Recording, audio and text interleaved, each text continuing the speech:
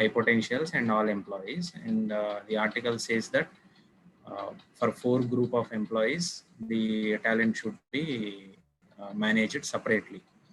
So in big companies, is it possible to manage 4 groups separately? Is it feasible, or how do we do it? Or do we need to consider all employees as single talent and then implement our talent management models? For example, PMS, we were thinking development versus administration or assessment. Do we need to apply this to all 4 categories of employees, or mix and match would also do good, sir? So we can mix and match, right? So I'm not for a moment agreeing with the fact that only that 4 is the best division. The Okay, division of talent into X number of categories is a good idea prima facie. Okay. And it has to be contextualized. In some instances that will be a good division. In another instance, R&D, sales, others could be a better division. And by the use of what you call as job grouping or job families, one can apply different talent management models to them. And that is how one does. So for example, at the let us say at the corporate level, C-suite, you are trying to measure long-term sustainable performance, right? That is the thing that you are looking at. So you're not only looking at immediate performance, but also long-term sustainable performance. Whereas if you go to executives, right, the leadership, what you can call a leadership or executive level, you might have a higher emphasis on immediate performance. And if you go to those below, you might want to look at, for example, whether they are applying the methods correctly or not. You might be more means oriented rather than ends oriented. So it is possible to divide and create different talent management models. But like, we said strategic HRM is a configuration of choices. Why have you taken that choice? What is the rationale behind it? What is the bet you are taking through that choice? All those are important considerations. But the answer is yes. In fact, we should differentiate based on our strategic objectives. Okay. Thank you.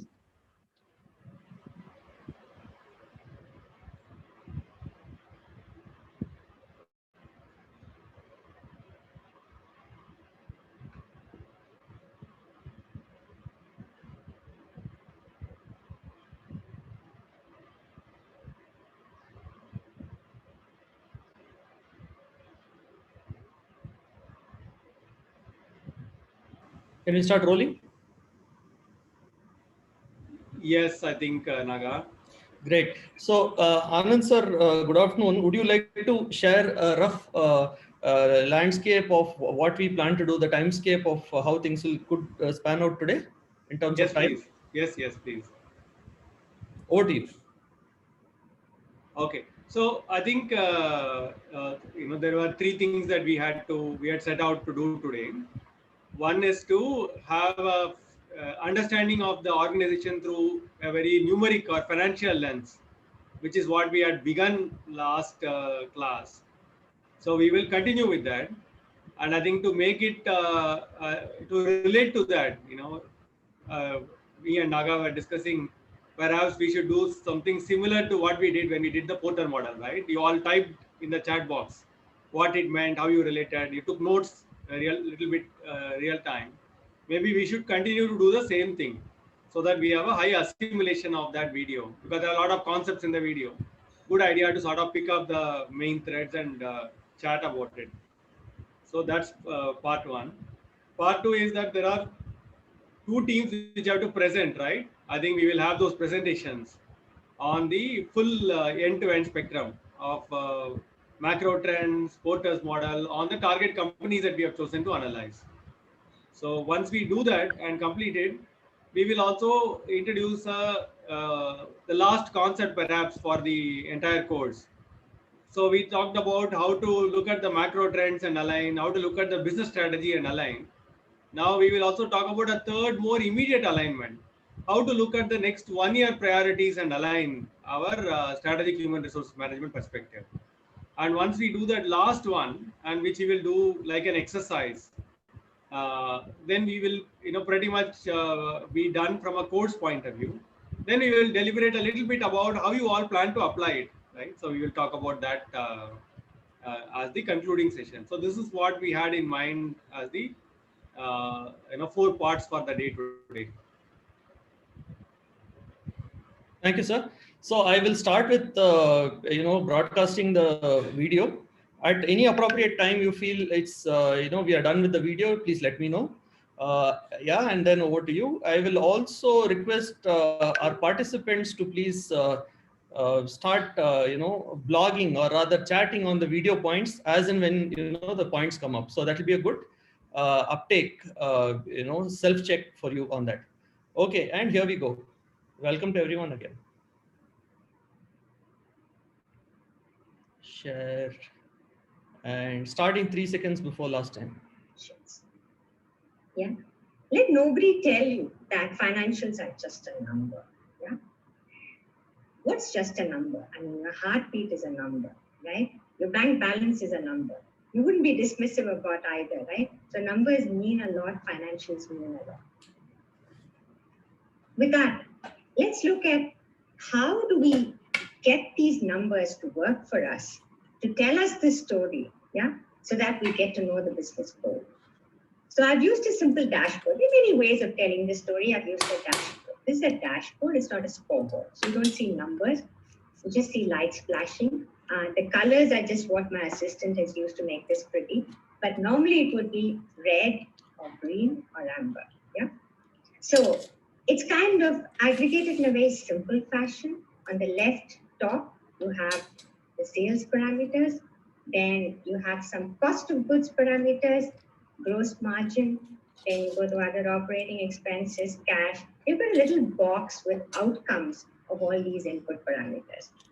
Let's just walk through all of this and see how we kind of build the story, build a picture of the business. Yeah. See, in all of this, in financials and anything else, there is an art and a craft. You start with the craft. What's the craft? It's about learning the skills, about doing what you do very well. You're a carpenter, just doing the basics very well. As you progress the craft, it becomes an art form. Yeah. So let's take tennis. Many of us have learned tennis. Some of us have progressed, some of us have not. But you start with learning how to grip the racket. Then you kind of hit a few balls here and there. After that, you learn how to get it over net. Then you learn court placement, backhand, forehand. And then when you move to a Federer kind of skill level, it becomes an art form. So that's the movement of craft to art. And that's what you should also aim at doing when you build muscle. Yeah, using it over and over and over again until you do it with grace and with great fulfillment. Okay, so that's the background. So what do those dashboards kind of aggregate to? We could call them the Trimurti of business finance, right? The P&L, the cash flow, and the balance sheet. So let's get cracking on all of that. So back to the dashboard. We started with the sales cluster, right? So if you just had a sales number, how do you look at it? And how do you decipher whether it's good, bad, or ugly? So I've chosen 3 parameters. Yeah? Remember, when I talk, it's from a manufacturing and marketing kind of angle of perspective, because I've spent 30 years in consumer products. But this could be equally applicable to a service function, IT, it could be data analytics, it could be anything. Yeah? But use that the manufacturing and marketing lens for a minute so that we build the story. So if you disaggregate sales, it could be volume, because you have to sell a certain number of units. You're selling planes, you have to sell X number of planes to make up the total. Then you have the mix. Yeah, what is a mix? The sales number depends not only on how many you sell, but what are the kind of SKUs or the stock keeping units that you sell. Yeah, are you selling a big plane, a small plane, a twin jet, yeah, or something else? So it could be the kind of SKU you sell. It could be where you sell it. Yeah, If you sold it in India, you could realize a certain price. If you sold it in Europe, you could realize a different kind of price. The geography therefore matters in the realization of price. The channel, yeah. Soon, I'm sure we'll see planes being sold through e-com, but if you take, let's say, diapers, which is the business that I'm in, you could either buy it on Amazon, you could go across and buy it in your local Kirana store, etc., etc. In each, you pay a different price, and the manufacturer realizes a different price. So the channel matters, yeah. So therefore, the mix between SKU, geography, and channel matters in how you kind of build your sales. And then the price, that is a very kind of obvious thing. You could be in a season of discounts. You could be in a season where you can charge a little more, a little less. Yeah. You could be in a competitive situation where you can charge a premium and get away with it. You could be in an intensely competitive situation where you have to sell at a discount. So the price realization matters. So when you're looking at sales, you've got to disaggregate between volume, mix, and price. Yeah. Okay. So as we work through this session, we're going to take little breaks and use that for discussion points. Yeah. And so that we're just kind of tossing around the concepts that I've talked about and to see what ideas you have and how we can converge on a common understanding. So as HR folks, you're often called upon to design a package, an incentive package for different parts of the company. If you're designing an incentive package for the sales force, yeah, keeping some of the stuff that we've discussed, how would you allocate the weight to these factors? Volumes, gross sales, discounts, higher margin mix, or sales realization? You have salesman A, who has high volumes but gives a lot of discounts in doing so, depresses the sales realization. We have another salesman who's figured out that Kirana stores gives him the highest realization and sells a lot through Kirana. So how do you figure out which element of these should get the max weight? Yeah, pick any three. What are your top three? Please use your chat box to tell me.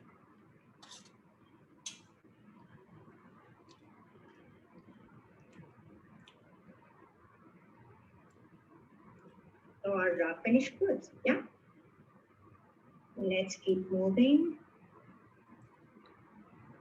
It's always a bit tough to get the presentation to move on Zoom. So, okay. So we covered the top left quadrant. We're moving to Cogs. Finance folks love acronyms, right? So cost of goods sold is Cogs. Yeah. So if you're moving downstream from sales, what's next? What does it cost to make the products that you've sold? Raw material and packaging material is very basic. Yeah. So what influences the RMPM costs? It could be starting with commodity costs. Yeah. What happened earlier this year when oil prices plunged to below $20? Yeah. Unless you were in the petroleum or the petroleum refining or the shale gas industry, the rest of us celebrated. Why? Because commodity costs, the cycle reached the lowest that we've seen for a long, long time. That meant our input costs were a lot cheaper, yeah, which meant that our cost of goods were obviously lower. So that was great news for us. It didn't sustain for too long because remember, when commodity goods are, the prices are unnaturally low, it also signifies very low economic activity, and that's not good for any business. So you want it at a kind of optimal level of not too low, definitely not too high. So commodity costs influences your RM and PM. Who you buy from, your vendor mix influences that, yeah? Because some of the vendors have access to better costs, better conversion, etc., etc. Or they might be offering you more discounts for bulk buying. or they could just have benefits of scale because they're a large, a sprawling conglomerate or company. So for a variety of reasons. I've got something called BOM, and that's the bill of materials. What does that signify? What kind of materials do you use to make your finished goods? Yeah. Through innovation, you can get to cheaper sources, substitutes.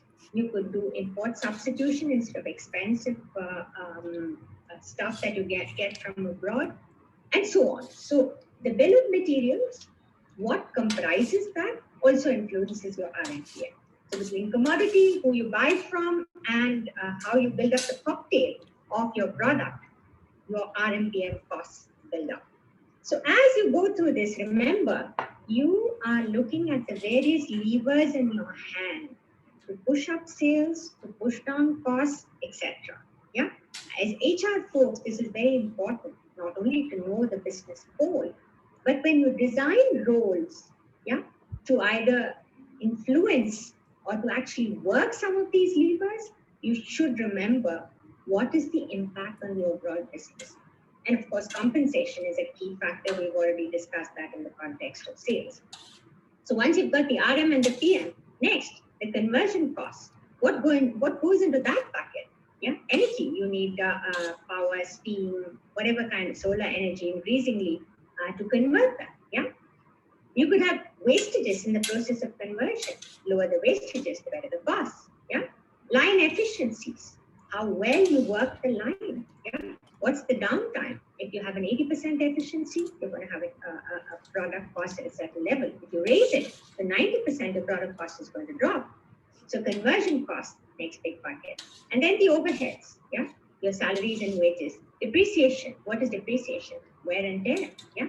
If you have a line which costs 1,000 rupees, yeah, and you're going to use it over 10 years, you've got to charge off that 100 somewhere. So that comes into the overheads, yeah. So that really is your cost of goods sold. So back to the dashboard. We work through sales, we work through costs. So what does that take us to? A concept called gross profit. So what's gross profit?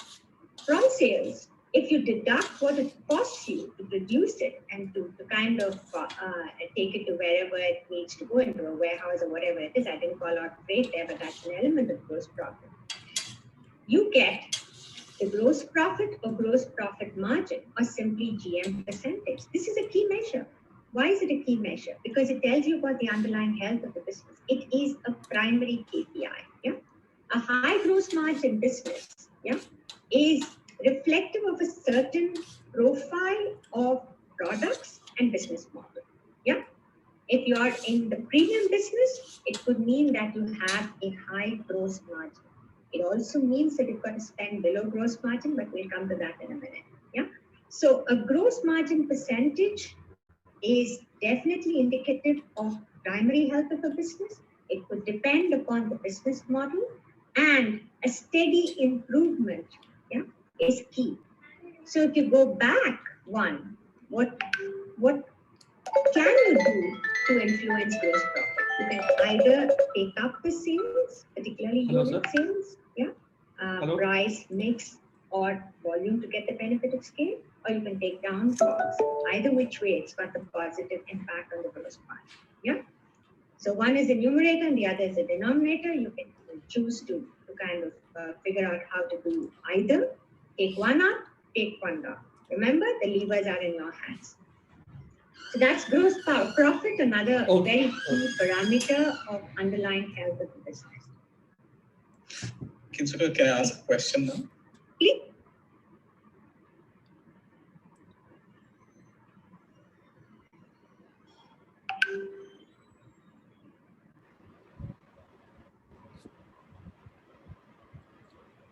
So friends, looks like it is really very interesting because nobody has pointed, dropped any chats here.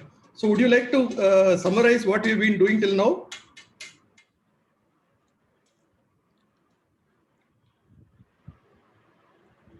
Would anyone like to, type out your learnings from here till here?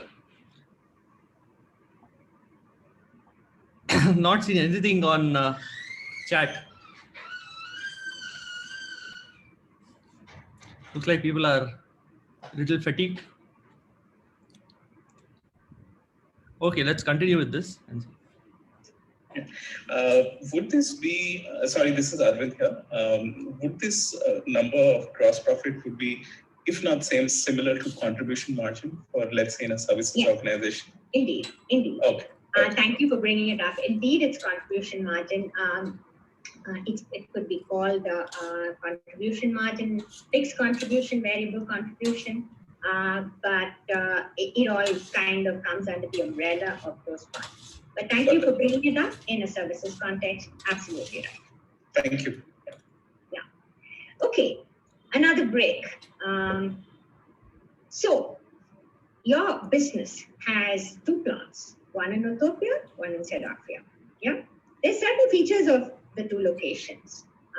Differences in material landed costs, because one is near on the coast, you're importing materials that comes at a lower freight cost. The other is more inland, you're paying a little more. Wastages. Utopia is a newer factory.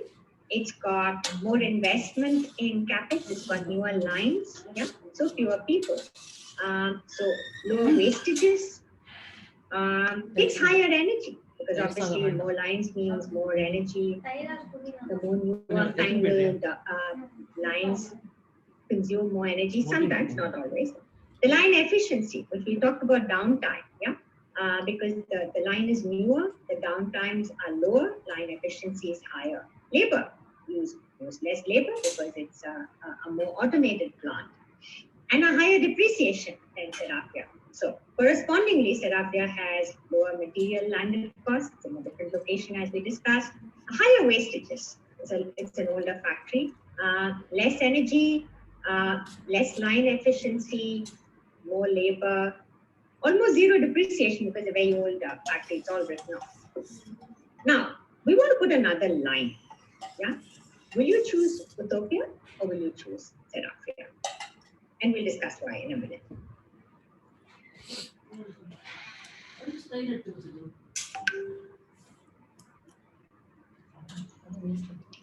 Can we ask clarifying questions? Of course, keep going. How come there is no depreciation in Serafia? Yeah, so like I mentioned, it's a very old plant. It's a fully written off line. So you get it for free almost. Okay, if I take a quick pulse check, the whole team wants to invest in Utopia. Very good. Let's pause and do the pros and cons. Yeah. Yes, Utopia could be a good idea. Why? Because over time you want to get into greater automation. You want to get into a place where perhaps you have greater line efficiencies, all the pluses of a new line. But just stop and ask yourself, Serafia has the benefit of location. Yeah, it has the benefit of maybe good labor relations. You've been there for a long time. Yeah, if you put a new line, yeah, it's going to have the same efficiency as it would in Utopia. Remember, Utopia is scoring because of the new line. Yeah. So stop and ask yourself, if you put the same new line into Serafia, would you get the same benefits, but with the lower material landed costs? Yeah. So these are all points for reflection. Like I said, no right answer. You might go through the analysis. Yeah. You're picking up the tools, you're building the muscle. So you're looking at every line and every angle. So you're stopping and saying, hey, why don't I put it in Serafia? I have a big labor force. Maybe they know the whole product very well. They put it quality. I get the benefit of lower material landed costs. The wastages are today high because it's an old line. The minute I put a new line, maybe I get the same price. Yeah. Now that could be the case for Serafia. Now, the majority of you said Utopia, and maybe that's the right answer because it's already a highly automated environment. Everybody thinks a certain way and works a certain way. Culture is very important. Or HR folks, I don't need to tell you that. A plant which has a great operating culture, that's where you want to invest in. So maybe Utopia is the answer. So their rights and their wrongs, their pros and their cons, what's suited to your particular situation is what will drive the decision. But what you have to do is understand what each number stands for and the story behind the numbers, and putting it all together, what will that drive you to in terms of decision making? Yeah. So very typical. We do this every day of our lives, right? Decide where to put a new line, where to put a new plant, whether to shut an existing plant or not. So it's good to be armed with these levers, these weapons, these tools. Okay, let's move on.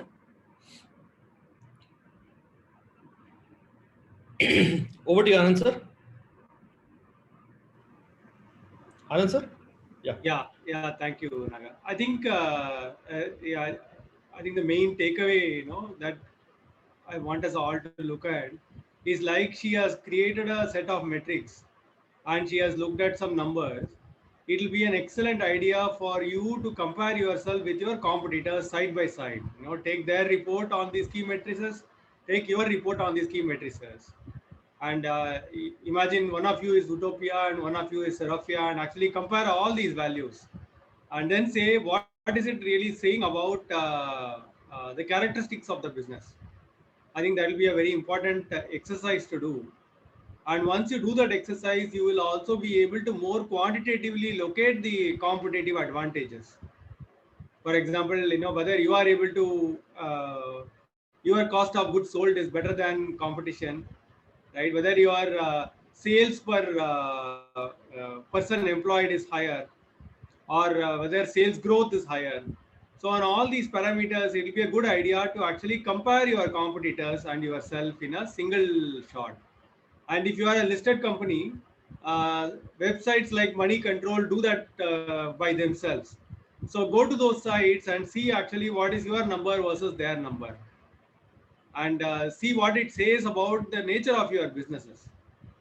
I think it will be an excellent idea to do that. And once you do that, you will have a very, very clear understanding of whom you are competing against, what their strengths are and what your strengths are. Yes, Naga, I think we can continue. Thank you, sir. I think there are quite a few of us here from Zydus, right? So I think they're pretty much in the news for Remdesivir and so on. So, comparing normal business as usual years versus this year and see whether there are specific differences. Just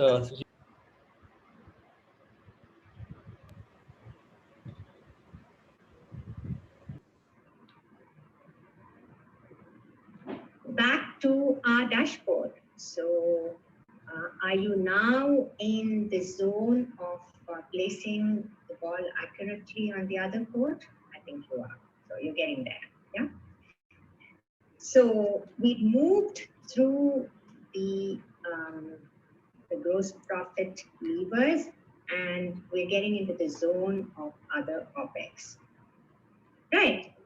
Other OPEX is really other operating expenses. I told you we loved these acronyms. So what happens below gross profit? Yeah, you've got sales, you've got the cost of goods sold. What are the other kinds of costs that you could encounter? You could have advertising and consumer promotions, or A&CP, selling and distribution, yeah, and other overheads. Now, A&CP, brand expenses, all of us understand. Brands are built. Yeah, they're built over many years. They're built through advertising, through communication, through shelf presence, through selling in a multiple channel environment. There are hundreds of ways of brand building. Yeah, all of that costs money. Consumer promotion is another lever that you can use to build brands. Yeah, that costs money. So that comes below gross profit.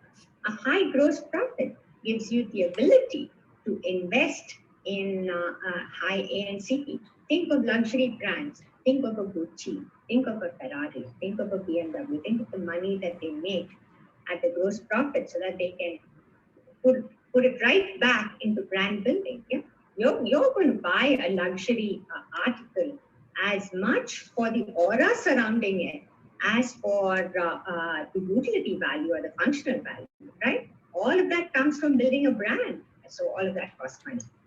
Right, selling and distribution, all of us understand sales force and merchandisers. Other overheads could be administrative costs, could be the cost of your offices, could be the cost of travel. Of course, in these COVID days, none of us goes anywhere, but in normal steady state days, training, and all the rest of it. Yeah. So, gross profit, ANCP, selling and distribution, other overheads, that entire bunch of OPEX. Back to our much loved dashboard. We're moving on to the cash zone, but before we do that, let's just look at the full P&L, yeah? So we worked our way through the dashboard. We're now familiar with different elements of sales. Then we worked through Cogs, sales less Cogs, that gave us gross profit. And we talked a bit about investment decisions and so on at that point. From gross profit, we looked at the basket of other OPEX between A and CP, other overheads, yeah, and so on. And then when you deduct other OPEX from gross profit, you come to operating profit, yeah, or EBITDA. Now, from what is EBITDA? That's earnings before interest, tax, and depreciation, yeah. From there, if you knock off depreciation, you come to EBIT, yeah. Operating profit in some companies is defined at the EBITDA level, in some others at the EBIT level. It's always good to kind of go with EBIT because depreciation is very much a cost of the business. So in fact, we use that as a lever in one of our examples, yeah? So earnings before interest and tax, then you knock off the interest, you knock off the tax, and then you come to profit after tax, yeah? Profit after tax is the true increment that a business makes. Yeah. Now, profit after tax, you divide by the number of shares that a company has. I'm assuming that this is a joint stock company with shares and so on. So when you divide the profit after tax by the number of shares, you get to EPS. Yeah. That's the earnings per shares. All of you are shareholders. Yeah. And either directly or via mutual funds and so on. So the earnings per share that a company declares is very, very key to you as an investor, as a shareholder, as an employee, because that captures the end result of all the activities of the company in a specified period. So the P&L is always for a period. It could be for a quarter, a month, a year. So a year is a good representation because it covers a number of seasons and so on. So normally we use annual P&Ls to determine kind of how well it's doing. Okay, so we said we gather the whole lot of levers that we saw into the P&L and then we'll move into cash, yeah? So let's look at the element of cash, yeah? So many people say that, and all of you I'm sure have heard it, that sales is vanity, profit is reality. Sorry, profit is sanity and cash is reality, yeah? In these tough times, cash is really king, yeah? And we should make sure that it's not just profit, but cash profit that our company, our KPIs and our cohorts are working to. And let's look at what influences cash. Let's start with working capital. What's working capital? If you disaggregate working capital, you've got inventory, which is stocks. It could be stocks of raw material, it could be packing material, it could be finished goods. Yeah? When you sell, you sometimes sell on credit, you sometimes sell on cash. When you sell on credit, you do have debtors, people who owe you money for the stuff that you sold them. When you buy raw materials or services or whatever purchases you make, you could pay cash or you could be given credit. Yeah? If you are given credit, then you have creditors. The whole idea of working capital is to keep it as low as possible. Keep your inventory low so that you don't have money locked up in inventory. obviously you need a certain level of optimal inventory to service your customers. Yeah. Otherwise, your order fill rate and so on will be below par. You could have missed opportunities. Yeah. So you're navigating a course between not wanting to lose opportunities because you don't have enough stocks and not wanting to lock up too much money in excess stocks. And excess stocks has a bunch of problems. Not only that your money is locked up, the longer you keep something, the more it will become obsolescent, and then you have write-offs and so on. So you want to keep your inventory at an optimal level. What do you want to do with your debtors? Yeah? Would you like to sell on cash or on credit? You want to sell on cash or minimal credit as far as possible. So keep your debtors low. What do you want to do with your purchases? Do you want to buy in cash or on credit? It's exactly the reverse. You want to take as much credit from your vendors as possible. So keep your creditors high. So low inventory, low debtors, high creditors would give you a favorable working capital. Yeah. So you're then using your cash wisely by keeping your working capital tight. CapEx. Yeah. Investing in infrastructure, investing in lines for production, and investing in non-productive or non-production facilities like offices, like equipment, and so on, is normal for any business. Yeah, but you should be wise on CapEx.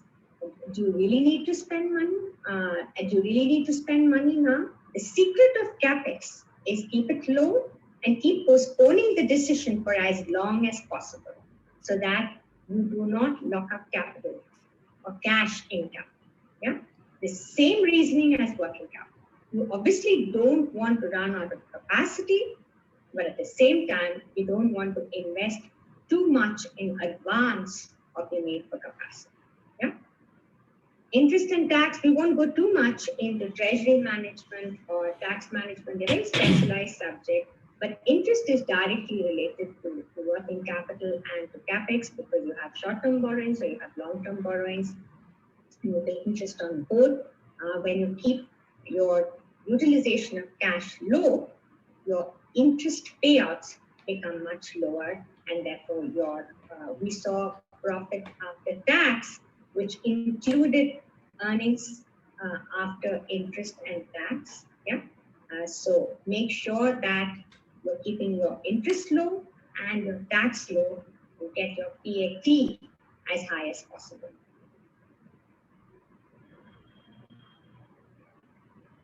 Okay, we spoke about different components of working capital and how to manage them. The only other thing incrementally on this slide is the point on, other than inventory and trade receivables and payables, you could have other payables and receivables on your balance sheet, like taxes. You could be paying deposits to various institutions. You could be getting deposits, etc., etc. So along with your trade levers, you would have other levers like this as well. Yeah? So in summary, delay paying cash as much as possible and accelerate receiving of cash as much as possible. Yeah, it's a very, very simple philosophy. It's what you would do in your personal life as well. Just magnify it and apply it to a company context. The principle is exactly the same. Okay, we get to the second of the Trimurtis, which is the cash flow statement. We pulled it all together for the P&L, we're pulling it together now for cash. So the primary means of cash generation for a company is obviously profit after tax. So we start with that, yeah? Once interest is paid, tax is paid, the profit after tax we decided is what really belongs to the shareholders as EPS. We start from there. The profit and loss account has some non-cash charges, yeah, like depreciation. You add it back, yeah, because you're now looking at cash, you're not just looking at profit. You add back depreciation and non-cash charges. From that, you reduce or you add back working capital changes, yeah.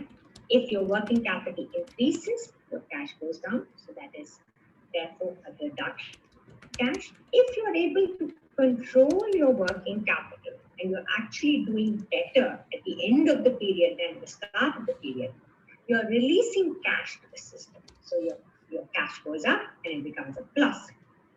So from profit after tax, you knock off your depreciation and non-cash, you knock off or you add back your working capital changes, you get to what is known as OCF or operating cash flow. Yeah. So that tells you what your operations are delivering to the enterprise. From there, you reduce capital expenditure. We spoke about CapEx briefly. Yeah. You come to free cash flow. Again, look at the statement. What are the levers in your hand to influence the cash flow? Increase profit after tax, yeah. Reduce your working capital, yeah, and therefore release cash into the system, yeah. Reduce your capex. These are the three mantras to improve your OCF and your FCF. Again, very simple, yeah. Why would you delay buying a new car for as long as possible?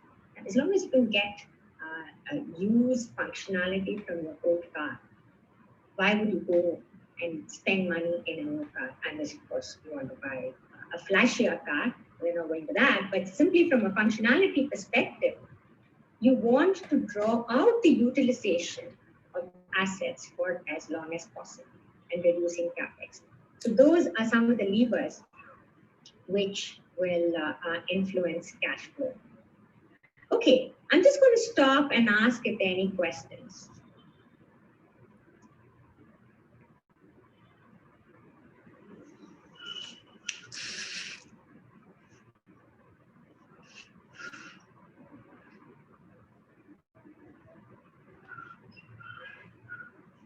We're good so far. Very good. Yeah, one question, please. Regarding accounts payable and accounts receivable, could you please explain that? Right.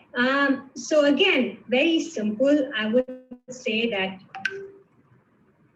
as a company, you are going to have something to sell. Yeah, it could be a product, it could be a service. What happens when you sell? You could sell on cash, you could sell on credit. Yeah. If you sold on cash, fine. End of transaction. You give the product, you take the money, you bank it, you're done. If you sold on credit, what happens? It sits as a recoverable from the party to whom you sold it, right?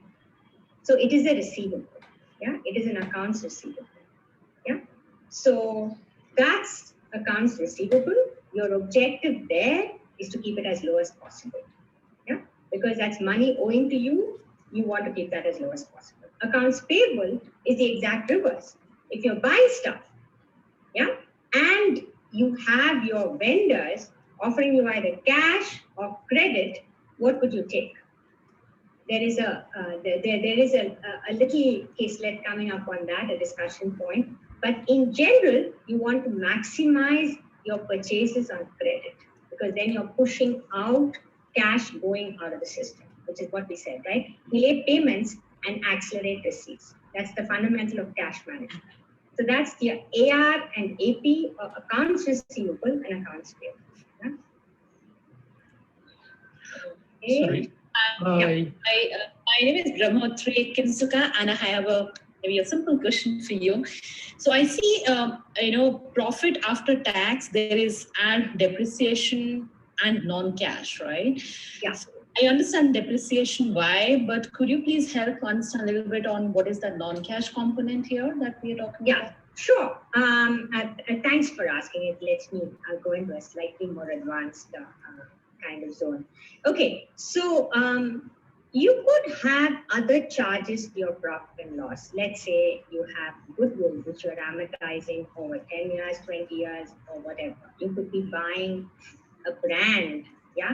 And if you buy an intangible, you create an intangible or you create a goodwill in your balance sheet, but you have to write it off, yeah?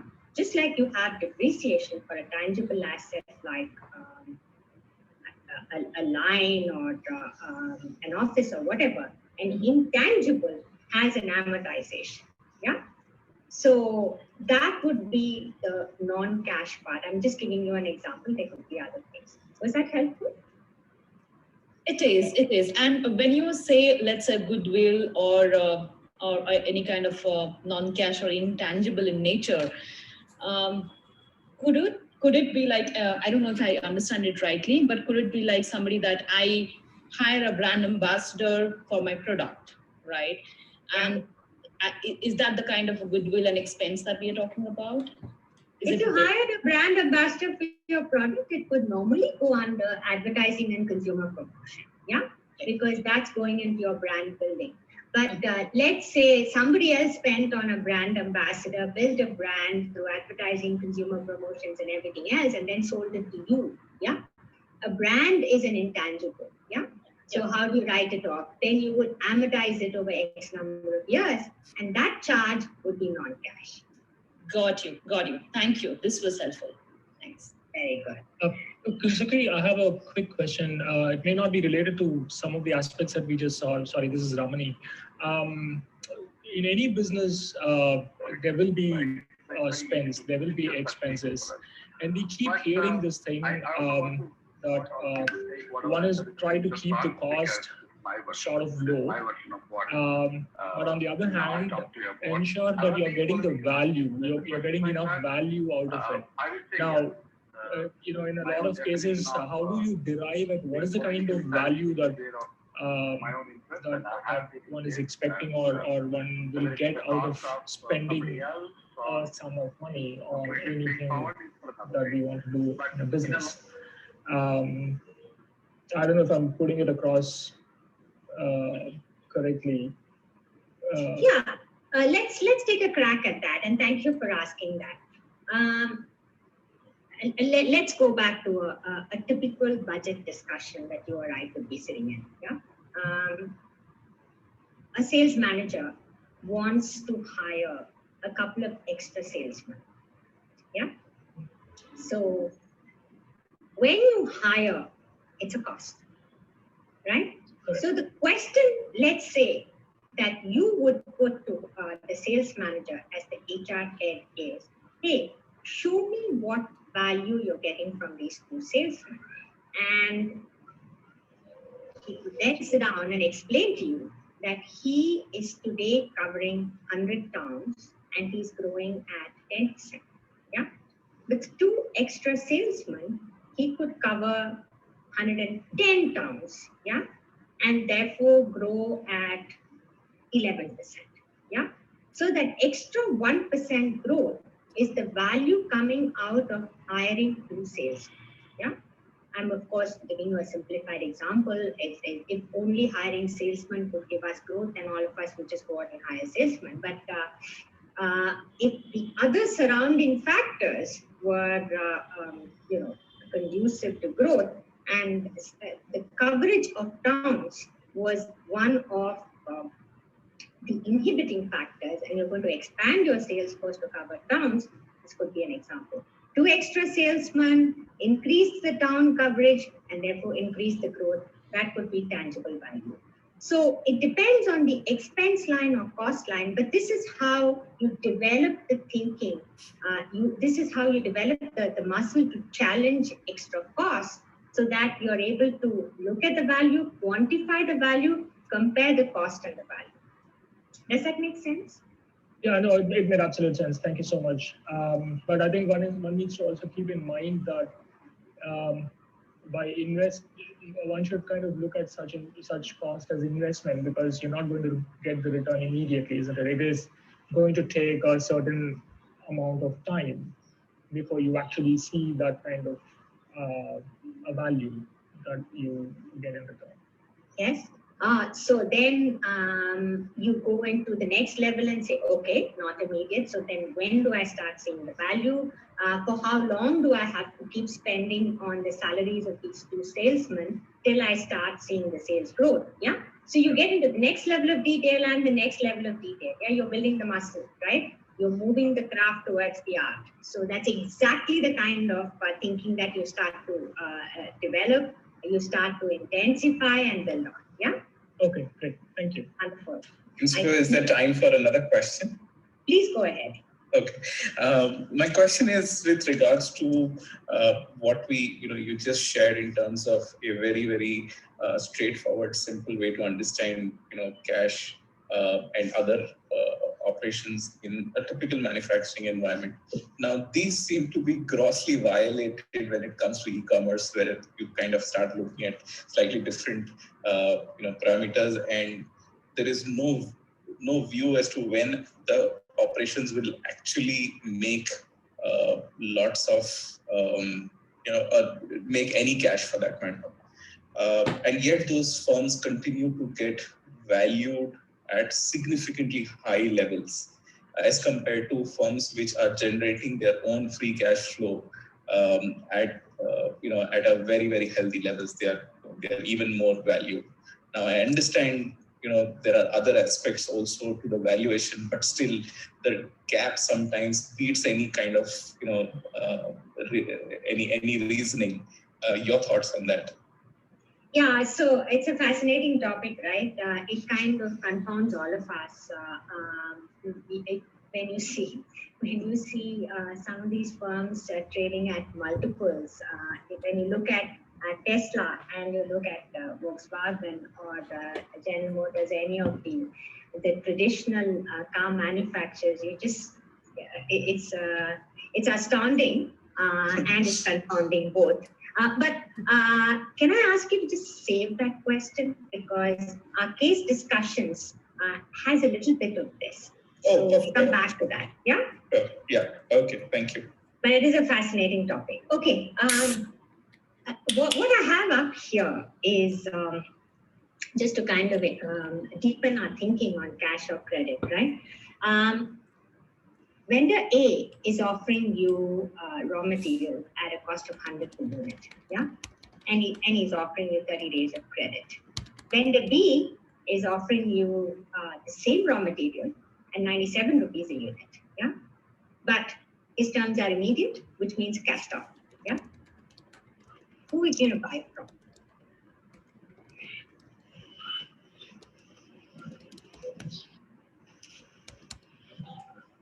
First question would be, where are we on the stock just now? Do we need immediate stocks? Interesting point. Other things being equal, everything's equal. That's the basic way the answer, but let's take your views anyway.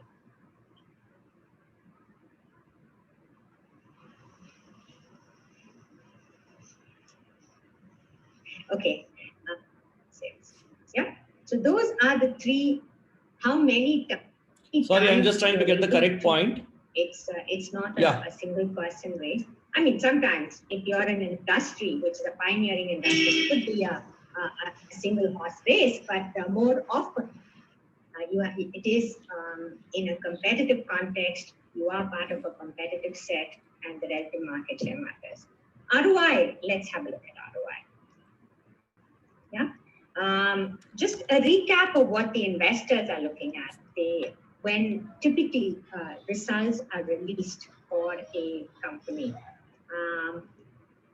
investors look at operating profit and earnings per share, which we've seen. They look at cash flow to make sure that the profit actually translates into the reality of cash, and the market share is at the same level, higher level, at a sustainable level. Because remember, if you're gaining sales and losing market share, it could be some very, very short-term tactics. And importantly, it could also mean that your competitors are basically growing faster than you, yeah? Which we saw in the canned goods example, yeah? And then, of course, they look at ROI. So we've kind of looked at the first three. Let's look at ROI in a little more detail. ROI is just return on investment, yeah? Yet another of those finance folks' acronyms. What's return on investment? There are many definitions. Let's take a simple definition. It's basically what money you put in and what you get out, yeah? How do you unpack that? Let's start with return on sales into sales turnover. That's the easiest way to understand return on investment. If you look at return on sales, what is it? It's simply your sales margin, right? It's PAT on sales. What's sales turnover? How many times you're able to kind of turn your capital over as sales. So it's PAT by sales and sales by invested capital. That's the sales turnover ratio. Yeah.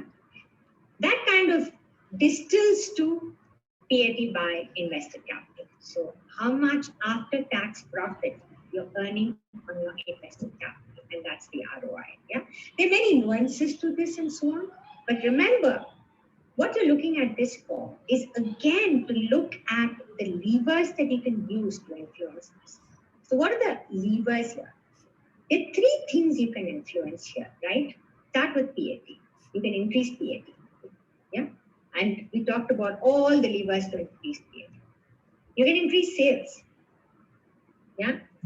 So we talked about all the levers to increase sales. And you can reduce invested capital. We also talked about how to reduce capex, how to reduce working capital, and so on. Yeah. So those are the three levers for you to impact ROI. Yeah. The higher the ROI, the obviously the healthier the business. So you can either increase PAT, reduce invested capital, increase sales. Yeah.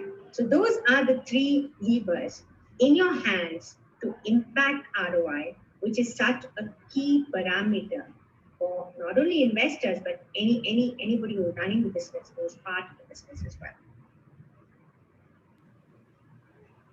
Okay, I'm just going to let you read through it because this is something that you've all absorbed. And as you're reading through it, I'm going to ask if there are any questions to clarify the concepts of ROI or anything else that we've just gone through in the last hour and change.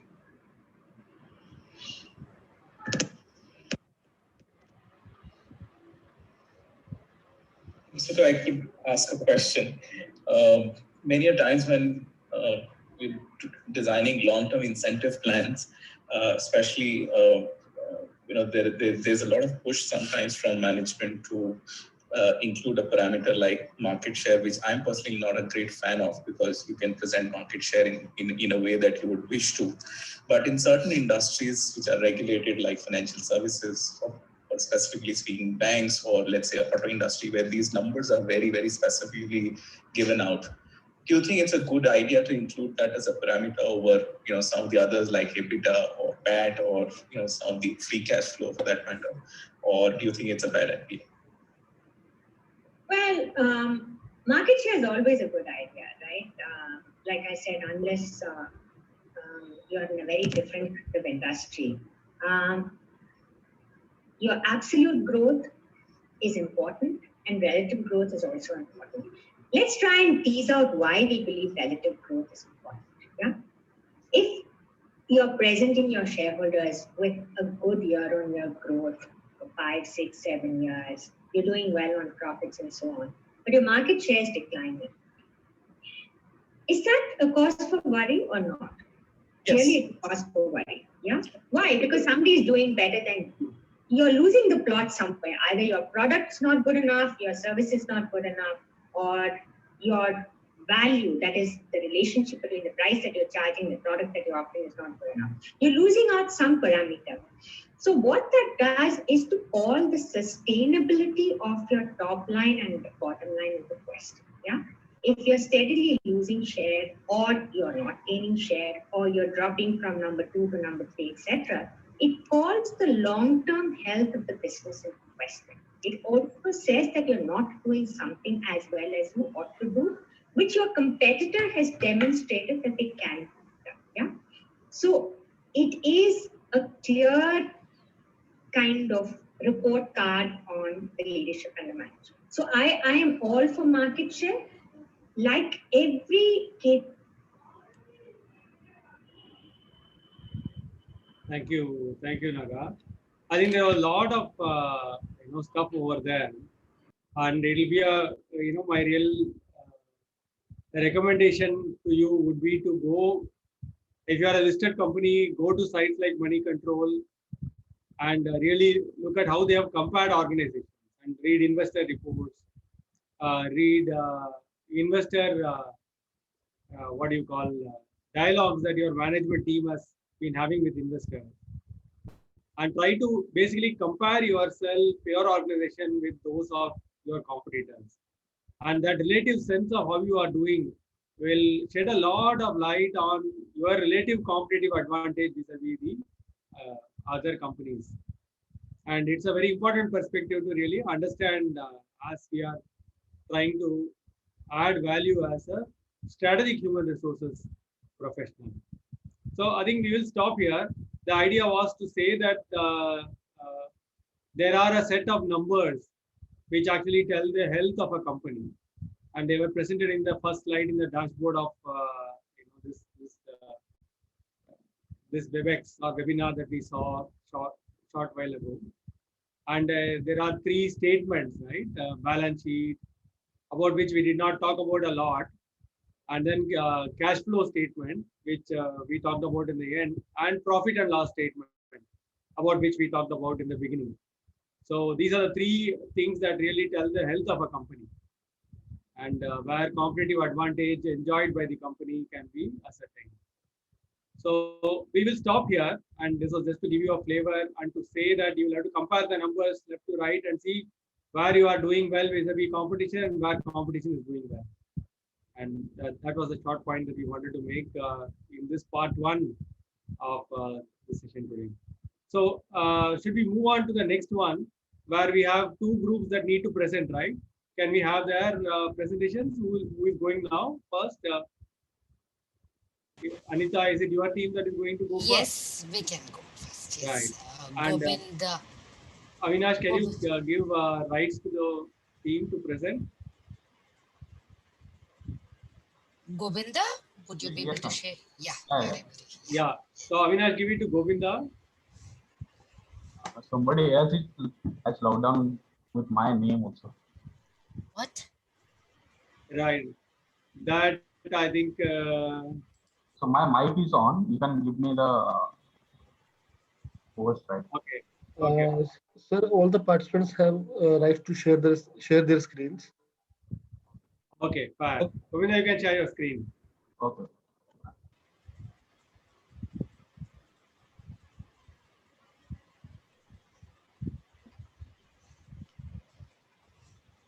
Is it visible, sir? Yeah, your screen is visible. Anita, ma'am, you want to go ahead? Yeah, you'll have to open the slide and share that. Govinda, we only see your Explorer, File Explorer. No, I have, click. The PPT has not opened. I have shared it. Are you all able to see the PPT? No, we are able to see only the Explorer. I think you have to share the desktop, Govinda. You probably shared only the application. So unshare and once again share the entire desktop. Yeah. So Govinda, you will need to stop sharing. And like Anand sir said, again share, but when you share, you will get multiple options there to share. And you'll need to click on desktop as what you will share. That you saw the problem. Are you there?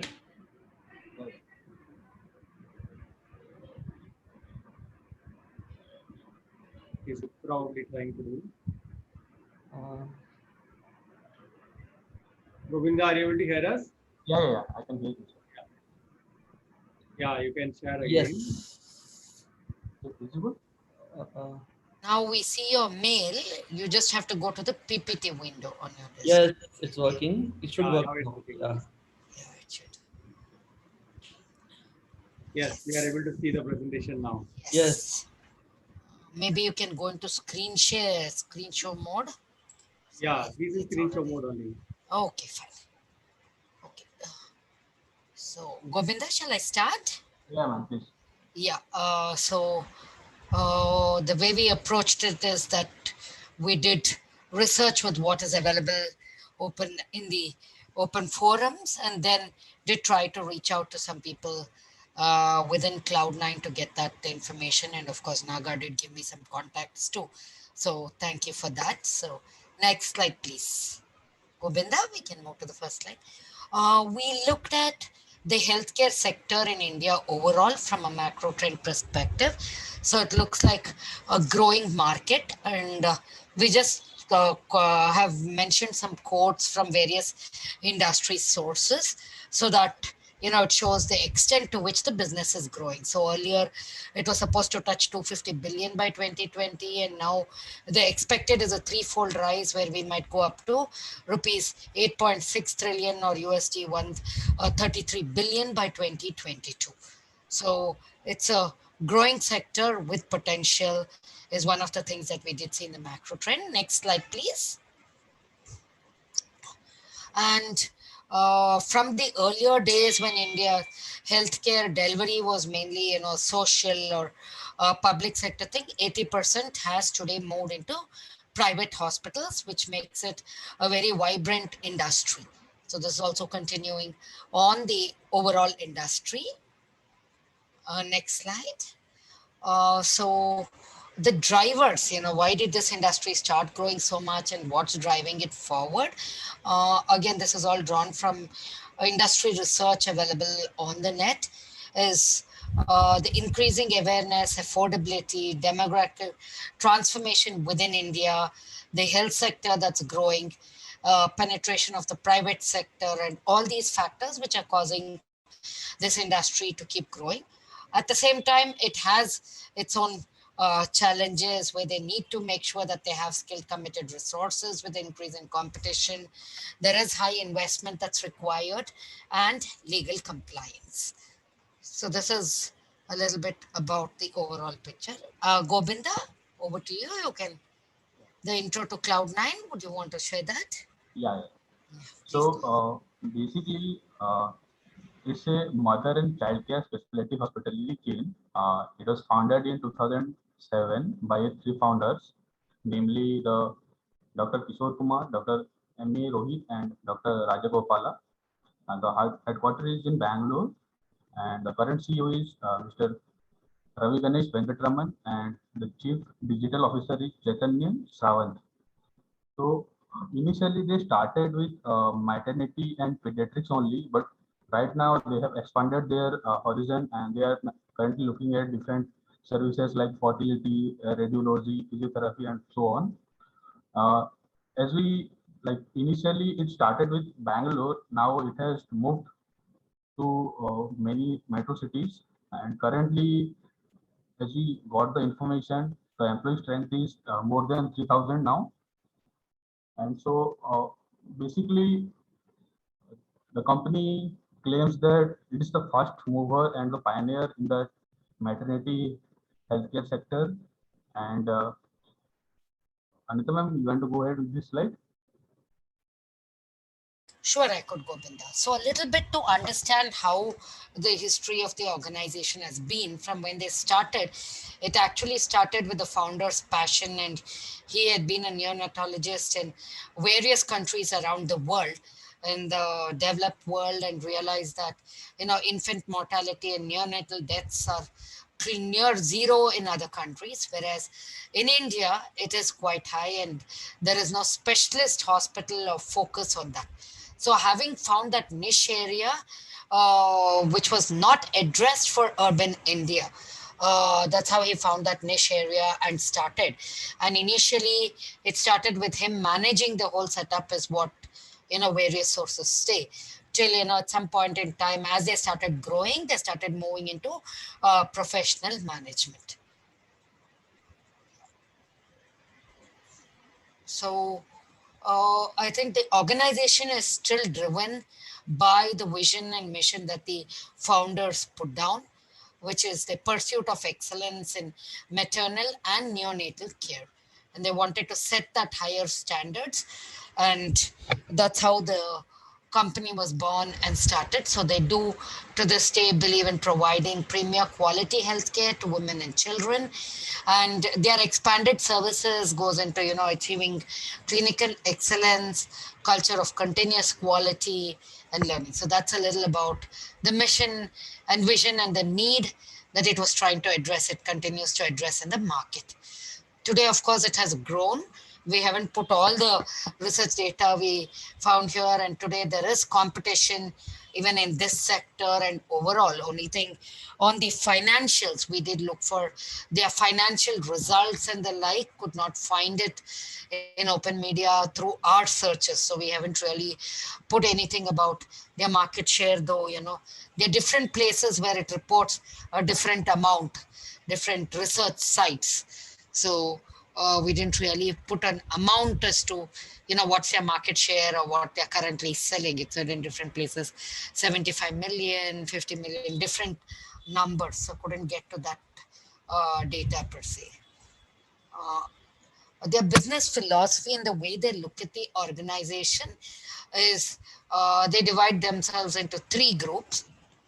At the center is, of course, the premium mother and child care. And it is a premium service organization. So not at a low cost or anything, but given that premium, that means that they have to deliver for that premium. And their core activity is, of course, the medical activity, which is undertaken by doctors and nurses.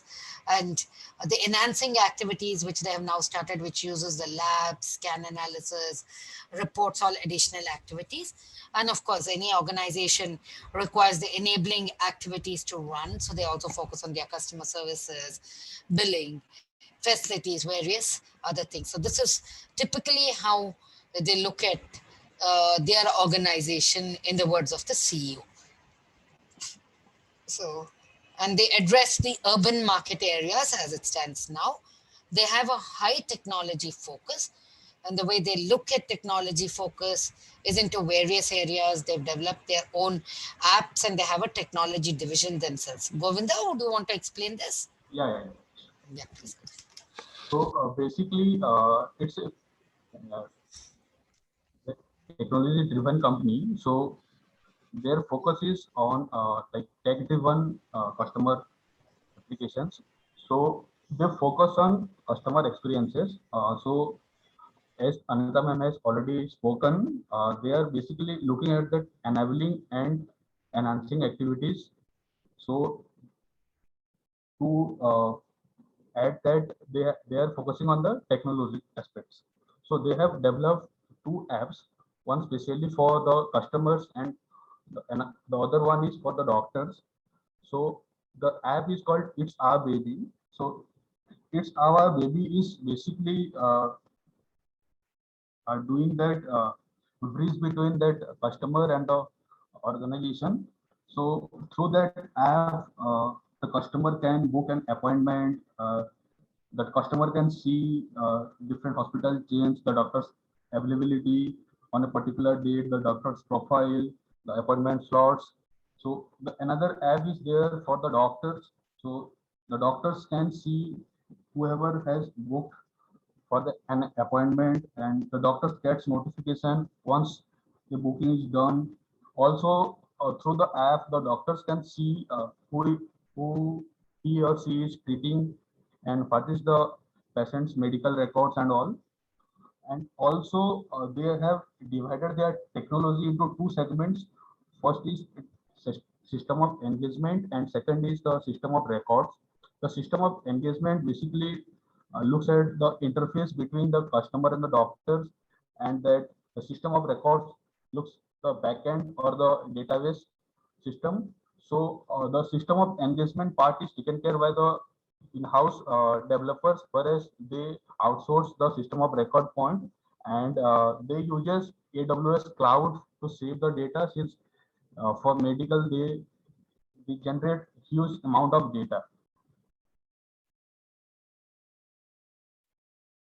So Anta ma'am, you want to go with this model? Sure, Govinda.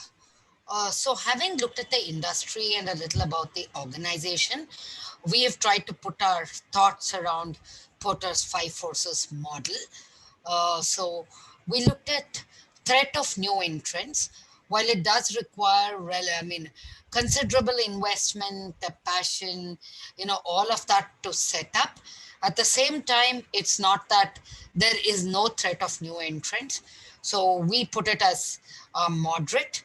And as I said, we did try to look at, market segmentation, and we weren't able to fill that part up. Maybe if we see that, then from the maternity care market, segment per se. What was available is totally India healthcare segment. So this is a niche area, and to compete with an organization like Cloud9 Hospitals, it would require that kind of passion and expertise. So we rate it as moderate, while there are already competitors who are existing, and that could be high. As a brand, they have now established themselves in urban India. And if you look at their reviews, everything online which we looked at, it shows them doing pretty well, and people are happy with their services. And though they have to pay more and it's a premium service, people have rated it as value for money. Uh, there's also a lot of funding available to this industry, as we've seen the growth prospects and how it would grow. So it does continue to face the threat of new entrants, and for that it has to keep up its quality and keep doing better. And another thing that we did think of is, do they want to expand to customer bases outside of tier 1 cities? Couldn't really get to that strategy information, but currently they still have a lot of potential to expand in the tier 1 urban cities that they are in. So that's on the threat of new entrants. Sets of substitutes again. They are pretty well established, and they have, good doctors, consultants tied up with them. At the same time, there are quite a few competitors who have set up a similar base, and they're also, the established maternity homes, doctors who run their own practices too. Though, of course, now most of them are tied up with one of the competitors, but there are places in cities where the old ones still exist, and there might be people who have preferences for those kind rather than a corporate chain, a smaller place and a more focused place. So they have to bring that experience to make each outlet of theirs, each hospital of theirs, as good as it would have been at the top of the chain had it been run independently. There's also this part is, though there's a lot of population in urban India, tier 1 cities, a lot of them might prefer to go back to tier 2 cities from where they originally are, to be at their maternal home. So that could lead to, they are losing out the market. Next slide, please. Rivalry of existing competition. Again, as I said, we just looked at overall healthcare industry, didn't find more on maternity and childcare industry. It seems to be that everybody is kind of, top of the market, while Cloud9 has received a lot of awards. The competitors list that we saw, all of them seem to be doing relatively well. So I think it is a closely fought market, or there is quite a bit of existing competition. And the industry mechanics on pricing. Yeah, you can move to the next slide, Govinda. Yeah, please. Yeah, please go ahead, Govinda, with the financial environment. So we looked at the macro environment here. So basically there are 3 points. One is financial environment. Second is, am I audible? Yes, Govinda, you're audible. Others, are you able to hear Govinda? Yes, we are able to hear him clearly. Yes, we can. Yeah, please go ahead. So basically, so after looking at the company environment, we focus on that the macro environment, and we look at the 3 factors. First is the financial environment, second is the supply chain environment, and third is the talent environment. So since it's a hospital, so I don't think there is much of the supply chain management, so we didn't focus much on that. So we looked at the financial environment, and it is doing pretty well in this sector. It has received around 145.6 million funding, so it is doing pretty good there. So now going back to the talent environment, so there are various segments as we studied. So first is the automation of work. So the work is majorly tech driven here. So they are trying to digitize every aspect of their customer interaction so that they can have a data. So that data can be analyzed further using the various latest technology available like AI and ML. So they are trying to develop apps so that can work like swipe on the smartphone convenience. One another exciting practices they are following, that is they are using the digital pen. So the doctors uses a digital pen on a normal piece of paper. So whatever the doctors writes on that piece of paper, that's basically got reflected on that on their system. So 100% the prescription is 100% digitized there. So they don't have to like manually feed the information from the paper to their systems. And we looked at the talent landscape, and we see that there are many female doctors as well as nurses available there, since it's a like maternity and child healthcare center. And we looked at the social and cultural movements as well. So definitely there is a need for the growth there, and there are definitely there is career aspirations among the doctors as well as the nurses. And there is a perception among in the society that yes, the ladies are better for nursing roles and all. So that is there. And if we see the collaboration and connectivity point of view, then definitely there is a high impact there. They are collaborating with different third party organizations, and we couldn't find any like any point on the distraction. And Anita ma'am, you want to go with the people management model here? Sure, sure. So overall, people management model, we see that they are aligned to their business model, and as they have been growing, the model has been, getting aligned accordingly and evolving. As of date, what the inform is the nursing staff forms the highest percentage of their staff, and they have sourcing that's differentiated by job family. So doctors, specialists, of course, are mainly consultants, so they don't count them as their staff because they are not on rolls and they get paid as consultants. So they typically take people who have very good reputation, and gynecists and pediatricians who will automatically have patients come to them. For the nursing staff, they started with, word of mouth and references. Then for a while, they tied up with external recruitment agencies, they say.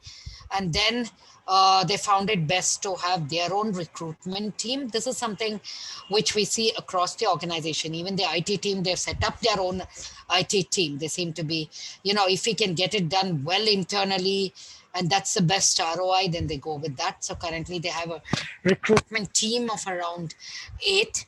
And for junior positions, they have tie-ups with colleges, they have internship model. They've now started going to tier 3 cities, something similar, Anand sir, to what you had said for HCL. They are going to tier 3 cities, which might have nursing colleges, people interested in nursing and the like. And recently they've tied up with the government of Jharkhand, I hear, for their sourcing. They've also come up, they realize that through all this process, even now, employee referral is a key source for them to get good people. So they've recently, about a year back, updated their reference bonus policy to make it in tide with market, to make it enticing and motivating for somebody to go and bring their friend into the setup. For leadership management, like any other organization, they use executive search organizations. They have tie up with management institutes for junior positions. They also use the social media platforms like LinkedIn.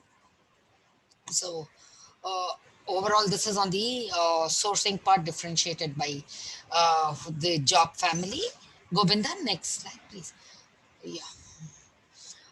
So the staffing also, I think, there are two philosophies or two management models: proven performance, of course, for the more senior staff, and they want people to stay because the importance of the doctor or nurse patient relationship bonding is definitely there. At the same time, they look at potential for juniors, and they have some initiatives where you can actually become a super specialist. I think in neonatology there are global fellowships, various opportunities given for the nursing and medical staff, the doctors, to learn, to get degrees and to grow, which shows that their philosophy is more long term, and at the same time based upon performance. Selection, in the limited interaction I had with one person I spoke to, performance and potential both is looked at. From what's available on websites, their performance management system looks at overall performance, whether it is for development or for competition review. I'm not very sure anything there. Govinda, anything on that? Yes, ma'am.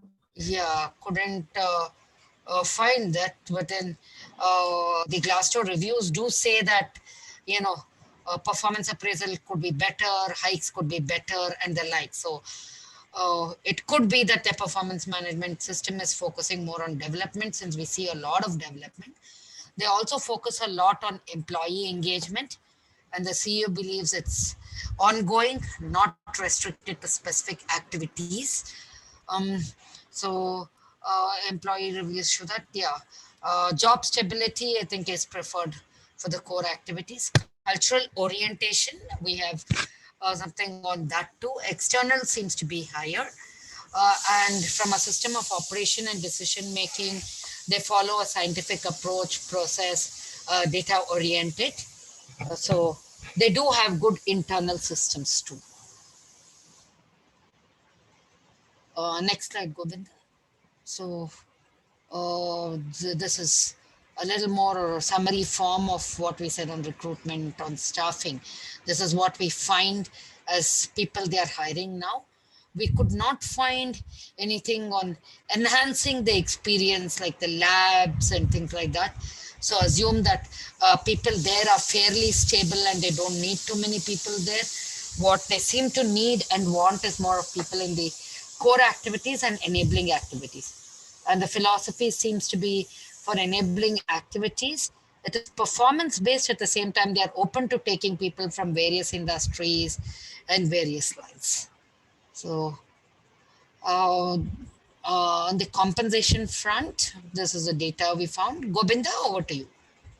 So there is no much like clear information on this. I just found it in some like random website kind of thing. So I'm not going to comment on this. And switching over to the culture aspect. So we analyzed that they are more in the external focus oriented.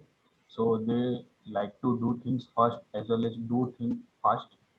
So they are very much customer focused, and there is an innovation culture there. And as the CEO says, their USP, the unique selling point is ability to innovate constantly. So they are like, there is innovation across customer experiences, the clinical engagement, staff training.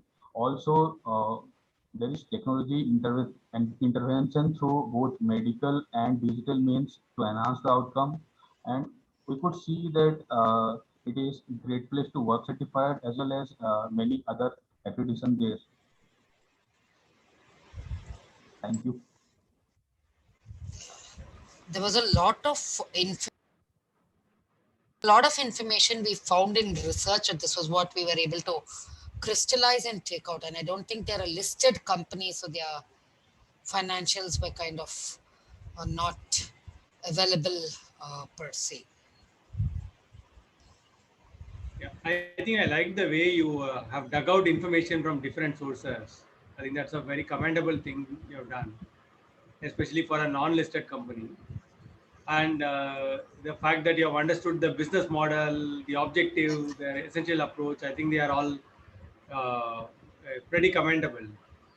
And yeah, so Naga, over to you. And you may also want to add some more insights that you have got, Naga, on the company and the origin and the level of alignment between their people management model and their business strategy. Sure. Yeah, I think at the outset, great job done by the team. A lot of info you dug out. I don't know how much those people I connected you with gave, but I mean this is a lot of information you really presented. Great analysis also. Yes, like you said, it's not easy to run that kind of a company in that industry. largely because of multiple things. One is there is a very low entry barrier, right? Earlier, people used to have babies at home. After that, they went to hospitals, and then you call it a slightly more specialized skill. So the core of the company really is in medical results, right? Clinical results. And as long as that is fine, the company is fine, right? I mean, the curtains and the pink walls and all that is fine, but then people don't come for that. They actually come for medical results. And ensuring that the clinical outcomes are perfect, and then ensuring that is happening, ensuring that the employee experience, the customer experience is great. Well, that's the crux of the business, right? And I can share probably a context of when they started. See, the fundamental difference between any such healthcare provider and, let us say, a multi-speciality hospital is largely around the margins, right, and the revenues. So if you look at any multi-speciality hospital, for half an hour of using that cardio lab, and then maybe 1 day of recovery, the patient would be charged around 5.5 to 6 lakhs, right? That is half an hour. We are talking about half an hour. 5 days of a lady staying in a Cloud9 would result in maybe a bill of 1.5 lakhs, right? So that is the order of magnitude of the revenue potential that is there in a typical multi-speciality versus a child specialty and so on. Having said that, it is pure passion that has been driving the place. Digitization definitely helps because patient records is a very big thing. It also improves patient experience and so on. But then again, one needs to remember that all this finally depends on in the capability of the doctor whom you are meeting. And people who others who you have somewhere identified, many of them, the reason they have not been able to grow as much as this company is largely because they depend on an inner circle of doctors, whereas this company has gone out and hired many unknown doctors also, but who have a great reputation, right? So then what happens? Expansion becomes a possibility. Whereas if a company has, let us say, 3 doctors, who may be family doctors or those who have been practicing for a long time, and they decide to expand, then one of these 3 doctors will try to jump across 3 or 4 units, and then it's a complete mess. It's actually not capacity expansion. Whereas these people have been able to increase capacity by going across locations, right? So that's a fundamental thing. The second is nursing costs are fairly high, right? With the minimum wages and so on going up, nursing costs form a fair percentage of revenues. At a certain point of time, they also had a very good run with incentivizing nurses based on patient outcomes and patient experience and so on. But then later they found that there's no need of an incentive because the whole market is kind of, they also could start paying fairly well. So that's not an issue. Now, what's important is are employees in a positive frame of mind to deliver the best clinical service that is possible, clinical outcomes. That is something that we all need to figure out whether they have been working on it. See, getting ABCD, a place of work, certification, etc., is a good thing. But at the same time, often in my career, I have seen that there is hardly any correlation between getting a certification or getting listed and the actual sentiment of the employee at the ground, right? So, I mean, these are good. They're great branding. But then how does that last mile frontline employee feel? How does that actually translate to touch the lives of customers? Well, that's a question that needs to be investigated further. But yeah, great analysis around the Porter's model, great digging of data, good, I would say, expansion on possible outcomes that need to be done, and so on. Yeah, so that's my quick summary of my observations. Thank you, sir. Thank you. Thank you so much, and thanks to the entire team for giving us this opportunity. It was a lovely opportunity working through this, though of course we did find the constraint of time. Thank you so much. Sure. Great, great team. And we have one more team to present, isn't it? And we do need to take a 10-minute break as well. Yes. We have one more team to present. Am I right? Or do we have 2 more teams to present? We have one more team, right? Okay. So it is 4:06 right now. Shall we take a 9-minute break this time and reassemble back at 4:15, please? Sure. So we would have one more presentation and then we'd be doing a recap, Anand sir. Yeah, I think so. Sure. Thanks. Okay.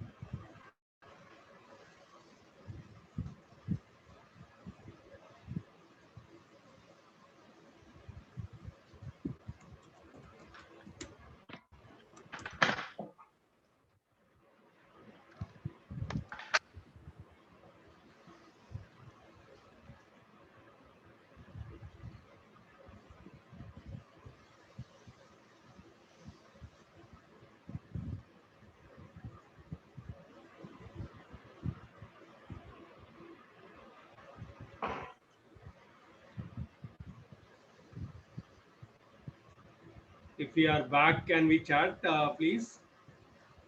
I see Danish and Jitender. Yes, sir. Okay, great. And who is going to present next?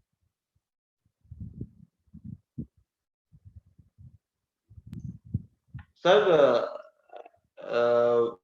already our colleagues from Bosch have presented on Patanjali. Right. Mostly we have covered everything, but we just wanted to share a different perspective of what we have collated in our thoughts. So Certainly. maybe if you permit us, we can present it. Yeah, please, certainly. Yeah. So should I start, sir? Yes. Yeah, just ensuring that everybody is back.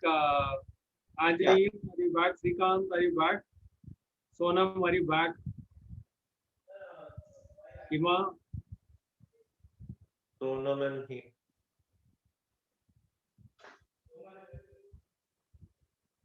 I got a message from them. They are involved in some interview process right now. Means they are conducting some interviews. Maybe in between they are trying to join in, but I'm not sure whether they will back be up. Okay, they will understood. be able to join right now or not. Understood. We also wanted to take one virtual group photograph, right? Yes, sir. I think, yeah, maybe should we do it after this presentation then? Why not, sir? Yeah, okay, great. Danish, you go ahead. Avinash, give Danish the presentation, right? Yes, I do have. So I do have. I have checked. I do have. You have it? Okay, great. I'm sharing the desktop just. Sure. Naga, Shailesh, are we good to go? Ready to roll. Yes. Yeah.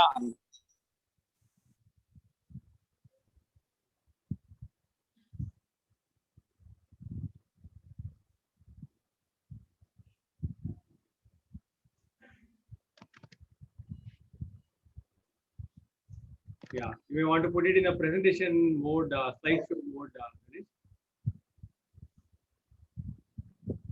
Yeah. So, sir. Yes. Yeah. So since our colleagues from the Bosch Automotives have already shared their ideas as to how Patanjali Group operates, how when they founded themselves, in which year, what are they into? I, Sonam, and Hima just spoke with each other, tried to understand how they evolved in this market since they incepted their business from getting into Ayurveda products to getting more and expanding their horizons into FMCG products. So we related with the strategy which we actually learned in the video shared by Siddhartha sir, wherein it was shared by Michael Porter that strategy would be what different we are able to deliver to the market uh, when it is compared with other players in the similar industry who are very much prevailing in the market. What kind of differently we are able to provide the service? What different way we are able to sell our products, and what is there different in our products? So Patanjali understood the market need, what people were looking forward to, and what they can offer. So the question which they would have in the initial startup when they founded themselves uh, would be what people would be looking forward to our products, why they would choose our products, right? So they started with the Ayurveda products. Basically, they relied heavily on Baba Ramdev's marketing stint, wherein in different sessions of his yoga sessions, he used to market different products of uh, Patanjali, and they focused on one USP, that was purity and free from adulteration. Basically, as what the commercial always shared, Shuddh and Milavat se dur. So they focused on these two things, which probably the already existing players were not having this kind of USPs. Means, of course, they would be manufacturing the pure and adult free, free from adulteration goods or products, but they focused on this thing just to attract the consumers, which we thought. How they expanded to be big, they had to enlarge their product portfolios. So later on, they entered into the consumer market as an FMCG with mainly three dimensions. One was the edible products like atta, biscuits, oil, juices, ghee, noodles. The second segment was beauty or skincare, the creams, lotions, shampoos, toothpaste, hair oils, etc.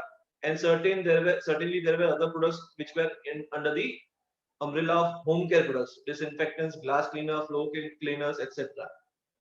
So what made them different was how they differentiate themselves. They amalgamated the Ayurveda into the FMCG products, which helped them attract the potential buyers.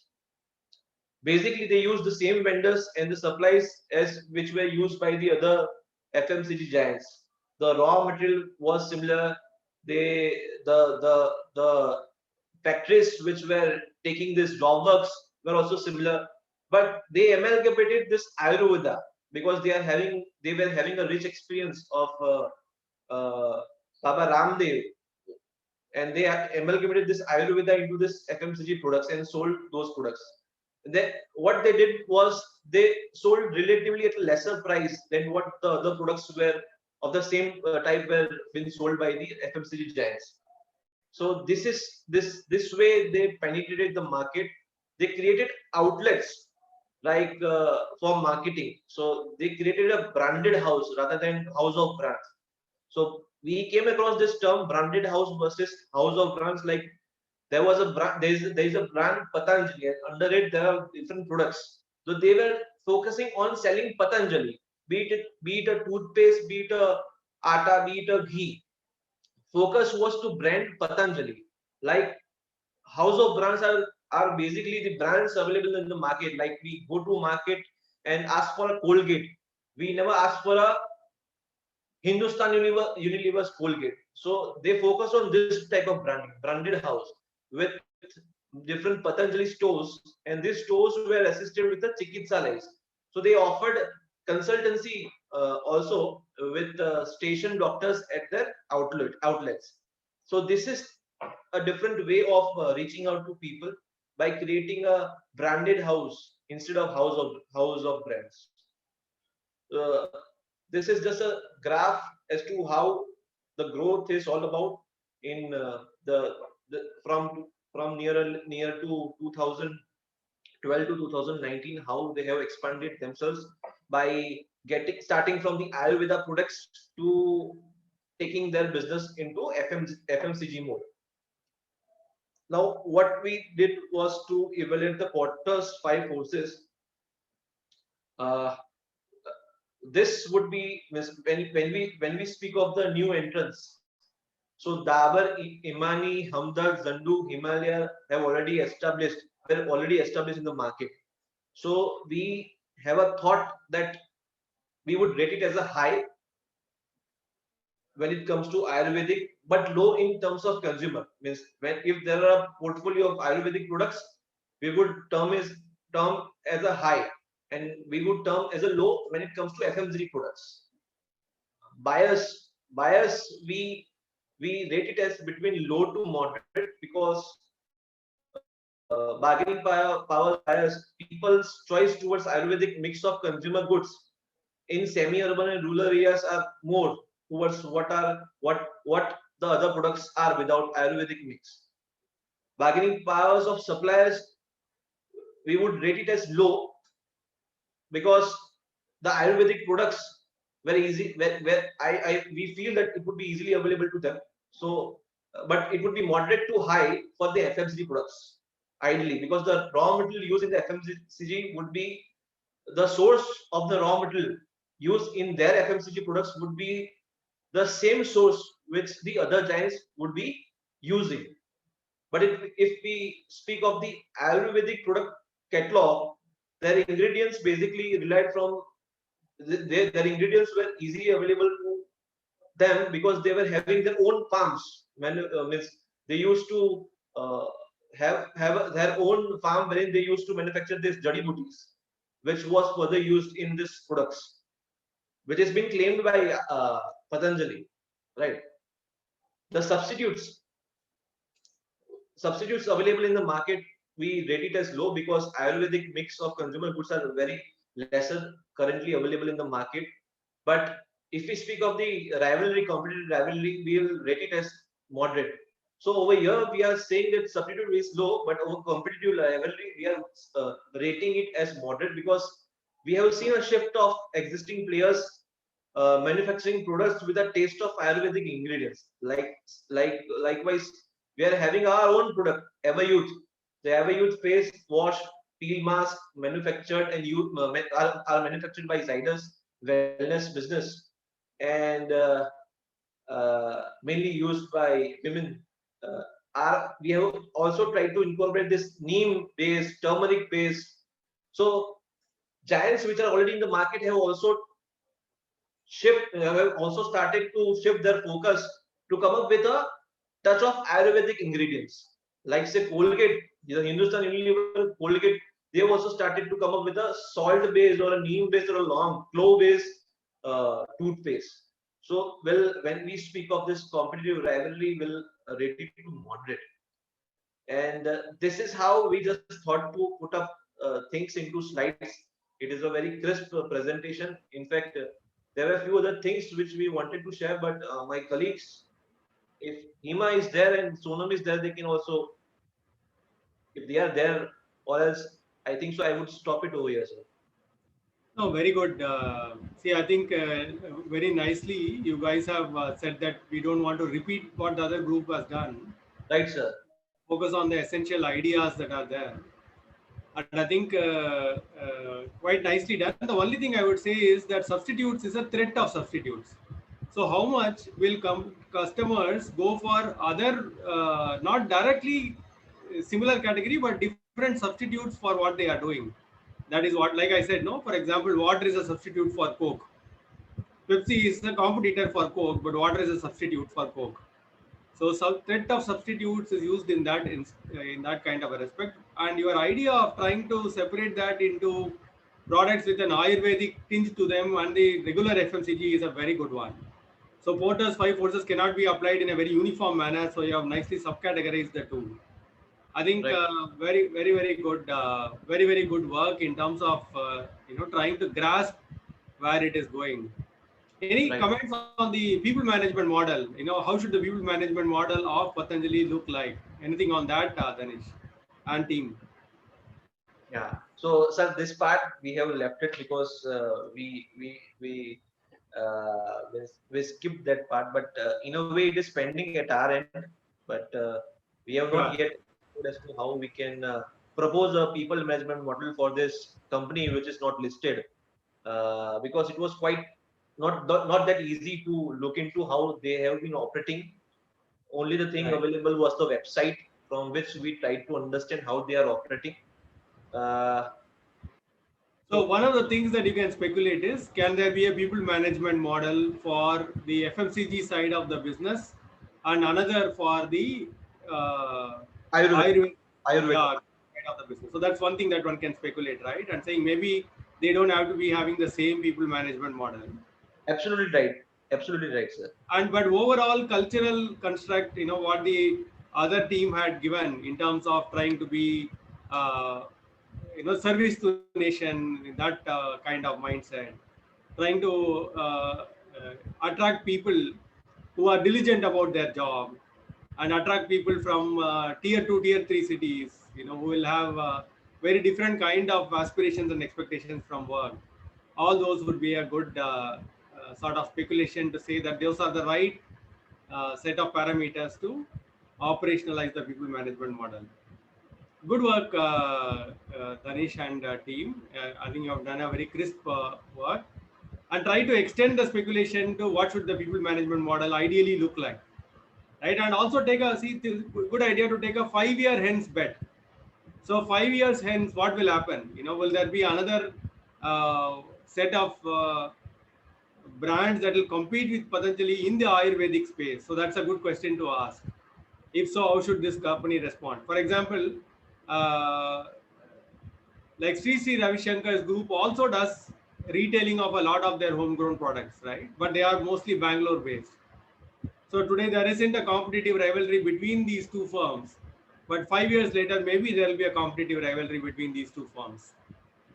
Okay. So there are such things that are likely to play out in the future.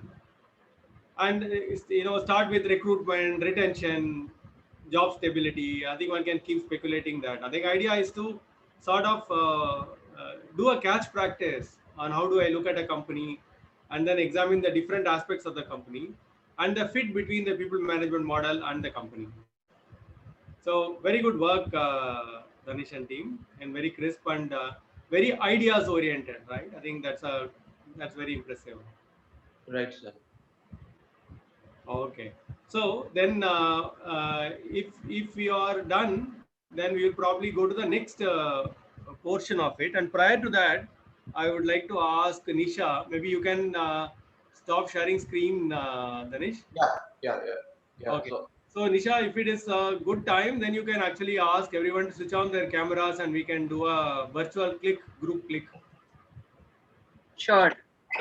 I'd request everyone to please enable your cameras. Thank you. Hello, Dhananjay. Hi, Dhananjay. Hi.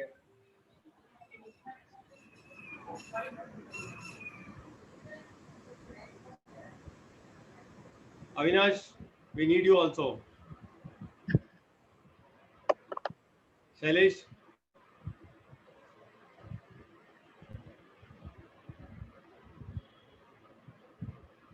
Oh, nice to see all of you. Sujit, Joseph, Harry, Hima,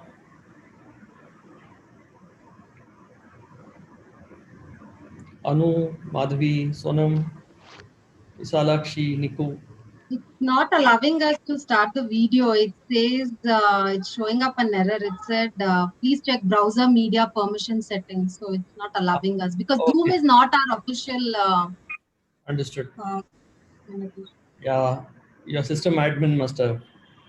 Yeah, so it's not allowing us to show the video.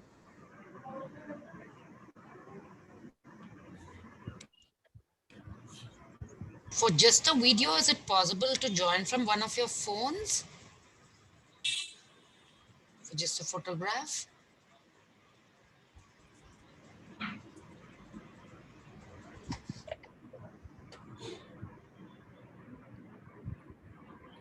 Jitendra has raised his hand. I don't know why.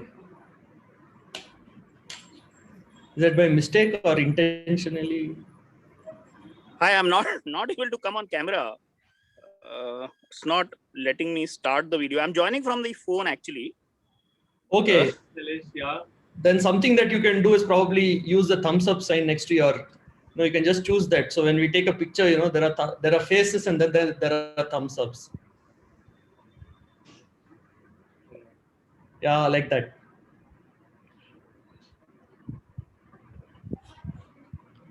Okay, here we go. Should we go with the screen snap?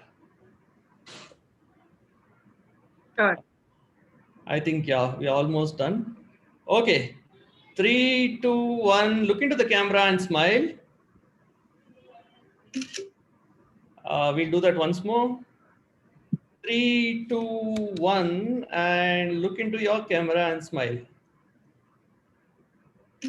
Done. Thank you. I'm done. Thank you, Naga. Over to you. Thank you. So I think one of the final concepts that we wanted to introduce to you was the idea that we talked about, just to recap, right? We said what is strategy, the configuration of choices. Then we tried to look at how external environment can impact your strategic perspective, and we talked about a financial environment, a supply chain environment, and a talent environment. And a talent environment, we broke it into 6 dimensions of inquiry, right? Social and cultural moorings, alternative employment models, and so on and so forth. So we looked at 6 macro environment trends that can impact our strategic perspective. Then we looked at our organization strategy and said that Porter's model offers us to analyze the organization strategy, the sources of its competitive advantage, and then said that if that is the source of our competitive advantage, how our people management model can enable it. Now, with all that put together, we said we have to be able to create a people management model that is a little bit more than a performance management system, a learning development system, a reward management system, etc., which will collectively emphasize certain objectives and will focus on certain philosophy of decision making about people. So, for example, the decision making philosophy of should we hire for today or should we hire for an organizational fit, right? Should we have our specifications very narrowly created or should we have broad specifications? Should we hire through proven performance or should we hire by potential? So we looked at different people decision-making philosophies and said that a set of decision-making philosophies, when they are cogently wired together, they create a people management model. And that people management model is supposed to enhance our competitive advantage. So accordingly, we took HCL Technologies as a case study and looked at it from beginning to end, what all will be impacting the people management model of HCL Technologies. And we also said, how does the people management model of this company has been brought to life through a system, a people management system. So what kind of decision makings and how it differs from different groups, levels, functions, and so on. Then all of you, quite nicely actually took up the case study of the company that you had and investigated it similarly from end to end and said that because of this source of competitive advantage of the company, this is how the people management model should look like. Because of these macro trends that this company is experiencing, this is how the people management model must look like. So that is what we finished. And with that, hopefully you got a catch practice on how to look at this whole thing strategically from a big picture, end-to-end perspective. Now we need to do only one more thing. And that one more thing is to figure out what are the immediate priorities of the organization. So if you look at an organization and if you look at it through the lens of the first part of the session today, which is about the different financials and which tell how the organization is doing, organization, even as we are attending this course, somewhere in the organization, value is getting created, right? Because of somebody saying something, somebody making some decision, or value is getting destroyed because somebody interacting with someone in an adverse manner or somebody taking a bad decision, right? Value is continuously, as we are speaking, this very moment in our own companies are either getting created or destroyed. Now, how do we figure this out, right? How value is getting created or value is getting destroyed? When value is getting created, the organization's sustainable competitive advantage is becoming better. And we are coming up to be better than we were yesterday. When value is getting destroyed, we are losing market share, we are losing profitability, we are losing brand salience, right? We are becoming easily substitutable, right? The competitive rivalry is increasing. Suppliers are a higher hold over us. Customer preferences are very fickle. So all these, we are losing on the 5 sources of competitive advantage. So the key thing to ask, therefore, is we need to find out of the thousands of things happening in organization, where is value being created and what is the value that is trying to be created. I think that's something that we always have to have a very clear head on. And unless we know that for the next 1 year, these are the 10 events, if they happen, value would have been created. And these are the 10 events, if they happen, value would have been destroyed. We won't even be able to align our people management models to those value creating or value destroying activities. So that is the essence of value creation. So I'm going to use some examples. And I will also request Naga and Shailesh to similarly talk about with examples from their own company that they wish to represent and talk about the value creation process. And likewise, I'd like a few of you to talk about similarly the value creation events that you are trying to anchor your people management model towards. So let me make an attempt, okay? So if we were in 16th April 2022, not 2021, right? And 1 year later, and let us say, our CEO had to report saying that last year was such a fabulous year.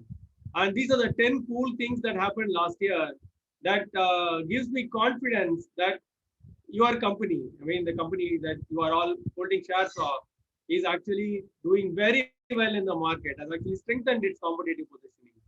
And suppose you had to make a speech like that, and I believe these are the few things that you would say in 16th April 2022. So that is my view of what the CEO is looking at as value creation. So these are the two acquisitions that we made last year. And thanks to these two acquisitions that we made, we were now able to win that big deal that could have been possible only because we and the acquired company came together. So like that, you would talk about two of the acquisitions that got done this year. So that we were able to secure a large order against the larger companies only because we brought capabilities and skills together. So one of the things, the value creating events that we are looking for is that two acquisitions that we create or we amalgamated or that the companies that we acquired were able to build new business to the company that was otherwise not possible. So that's one of the things that you would, I imagine you would say. Since the company has entered into the products business, so two things we would say. And this is a product that we have inorganically created. We did not acquire it. We organically created internally. And this product in the 5th generation telecom technologies has now been implemented in 4 who is who telecommunication customers of the world. And that is something that tells us that in the new emerging, rapidly evolving 5G space, we have taken a market leadership in terms of the capabilities to bring value to our customers. So that's the second thing that I imagine you would say. And in this product that we acquired, from another company, we have now created 3 major releases. And the latest release has been brought by so many new companies. And this later release actually incorporates the latest security features that makes the product secure. And because we have got the orders from these 10 marquee companies in the world, it shows that the product really can meet the demands of the future. And therefore, we expect this product to sell a lot more in the future. So that's another thing that I believe we would say. So what did I say? So these two acquisitions that we made helped us win these 2 major deals, which otherwise would not have been possible. This organically grown product in the 5th generation telecommunication space has now got traction with these 5 marquee customers, and it shows that in the rapidly evolving 5G space, this is a niche that we are now occupying, and therefore we have proven capabilities. And this product that we acquired from somebody else, we have since made the 3rd release on it, and the 3rd release that we have released has advanced security features. And the fact that it has been brought by these 10 marquee clients tells us that for these clients, let us say, if it is good for Citibank, it is good for all banks. And they have brought this product, and that shows the #1 in the industry on highly regulated industries like healthcare, like banking, like e-commerce, have brought this product and used this product in their premises. And therefore, I think that's a great value creation act that has happened. So fourthly, you would say that these are the businesses that are rapidly scaling up in the world tomorrow. While the average IT industry is growing at, let us say, 15%, the ML space is growing at 80%. The cloud space is growing at 45%. And in the spaces that are growing at the 45% and the 80%, HCL Technologies revenue has actually doubled. So on markets where there is a high growth trajectory, HCL's growth is even greater than the market growth. So that's a value creating event that I think you would say.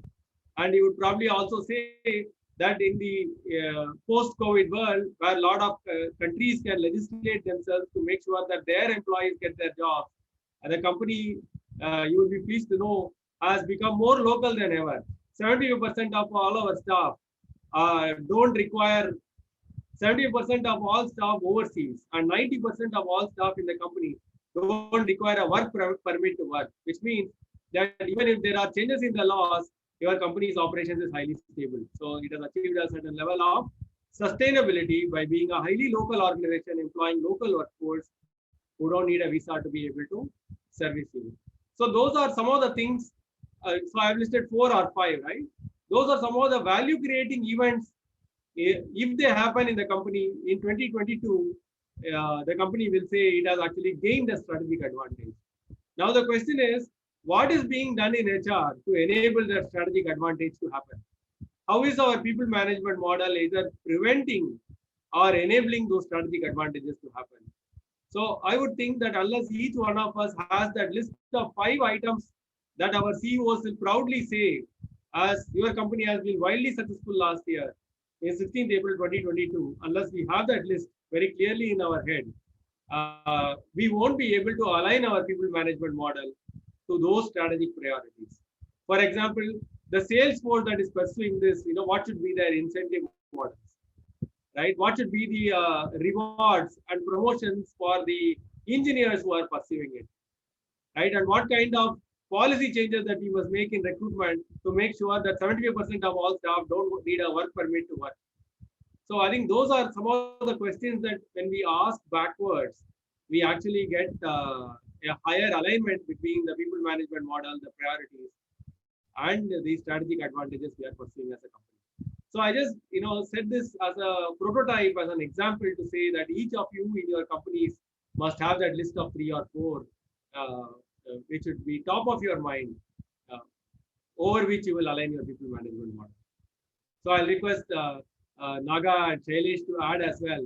And after that, I will request at least 2 or 3 of you to similarly list the 3 or 4 things that are the value creation acts that you think must happen next year in your company, and around which you are going to examine your people management model and say, is my people management model aligned or misaligned? Shailesh, you go first. Yeah, let me go. So one of the things, say for example, I would add to this is, and it's a very direct example from my company, where we are in the business of research, reports, and custom solutions for our clients. So of course, the business is a mix of renewable, which are published reports, and they are renewed year on year by the clients. And also it's some specific projects that we execute for our clients for 2 months, 4 months. We very clearly want to increase the percentage of renewals in our business. So whatever it is right now, it should go up by significant percentages, so that the long-term sustainability of the business can be achieved. And then there are multiple other objectives of multiple other benefits of having more renewables. So yes, one item to add to the list, which Anand mentioned, is from my industry, my company would be having more renewables as part of product offerings. Thank you, Shailesh. I think it's an excellent point. And because the cost of acquisition of a new client is always higher in your industry, and therefore higher the renewals, higher the sustainable competitiveness and profitability, and higher the customer intimacy. Excellent point. Right. Yeah, I think a lot of interesting points that have come up. Any of the audience members would like to share, your priorities on strategic HR for the year that's coming up?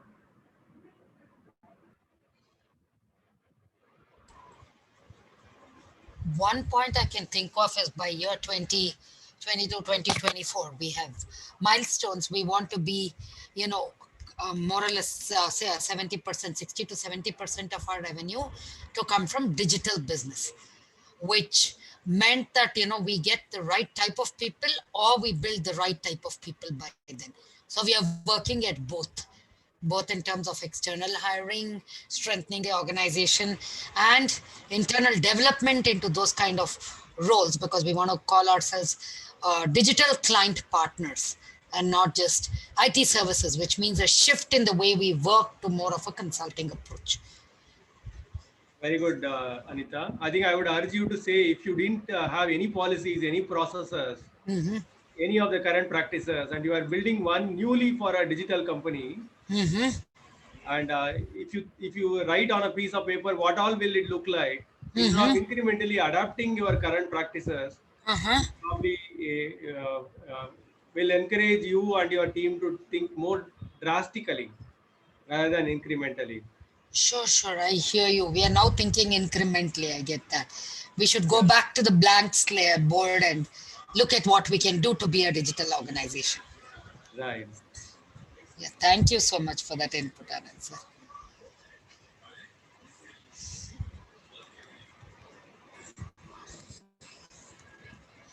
Anyone else wants to take a shot? what will be the 3-4 key events that would have happened, and where 16th April 2022 your CEO will say that was a good year.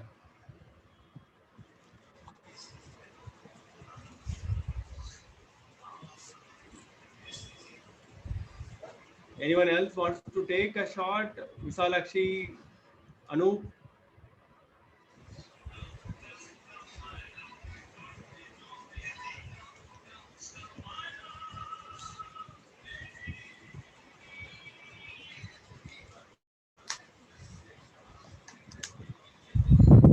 Srikanth, any of you want to take a shot?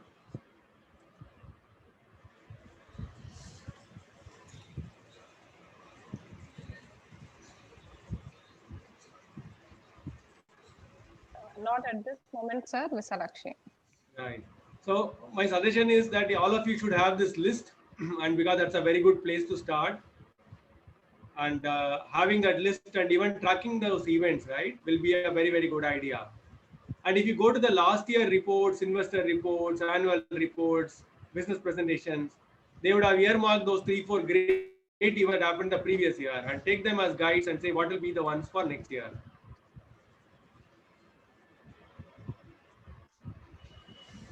Naga, you want to add now and then, yeah, okay. So, what I'm saying is that sir, it is just not to Anand sir. torture anyone or not to make them inconvenient. It is Anand sir, am I audible? Yes, you are audible. Okay.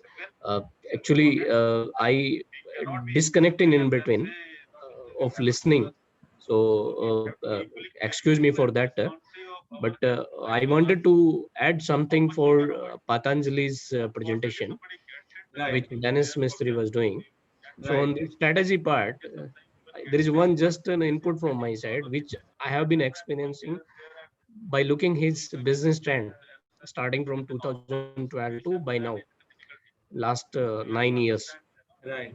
So one, which is a very big factor, which we have observed in their strategy in building the brand, and which is helped their sales in terms of business growth, is the brand, their own brand, Baba Ramdev. Right. So which was very popular in the nation, and they have put this brand in the front for the business. And along with the Baba Ramdev brand, they built the Patanjali brand, which helped the sale. Even you go to the their sales dealership, the sales their like shops or small shops or big shop or any distribution center, everywhere they have put the brand Ramdev with his picture and his sentence, his appeal to buy his products, which is large factor which I have experienced while I was living in Gujarat as well. People, even without knowing what benefit this product is giving, they were knowing the Baba Ramdev.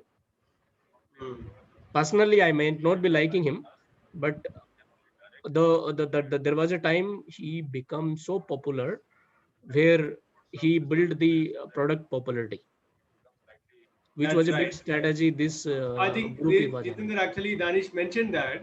In fact, he Maybe I mentioned it by did, saying yeah. it's a house of brands. Yeah. Not a Not a branded house, but a house. in their sections. Yeah. Okay. And ask them to avoid such social gatherings.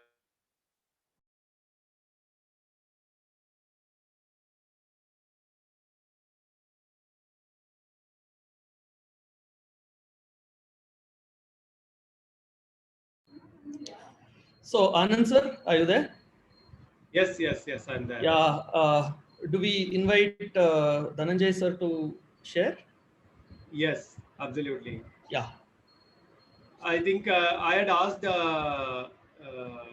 Dhananjay to come over and also interact with all of us to figure out. I think the big reason why we are taking this course is because we want to apply, right? And we wanted to have him facilitate a small session where we exchange thoughts on how we will apply. So that's the objective, Dhananjay. Over to you. Grateful thanks, Anand, and grateful thanks to Shailesh and Siddharth for leading this. And likewise, we have a sense of gratitude for each one of you, the participants who are there.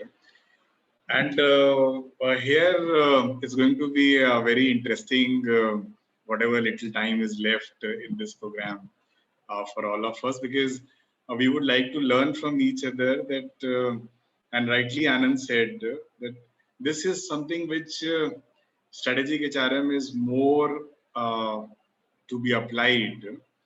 And keeping that in mind, whatever time you spend with the leaders here and with each other, and I have heard all the good things about the session and the kind of presentations which were done.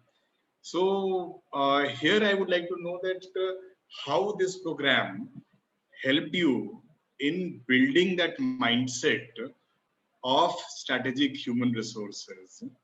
And if you all can share something, we have all the years available to you, and we would like to hear from all of you. So on a voluntary basis, anyone can start, please.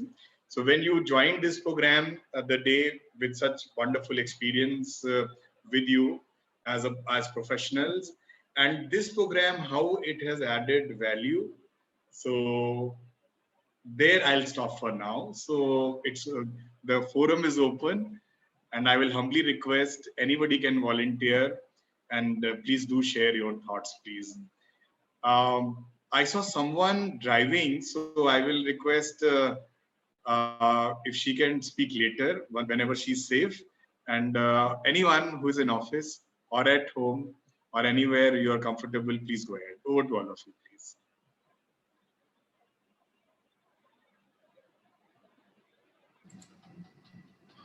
Dhananjay sir, good evening.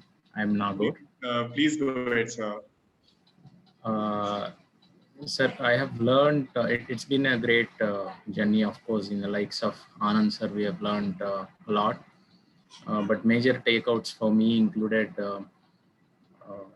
strategy. Every strategy will have trade-offs, and people management model. I have learned like there are various parameters in people management model.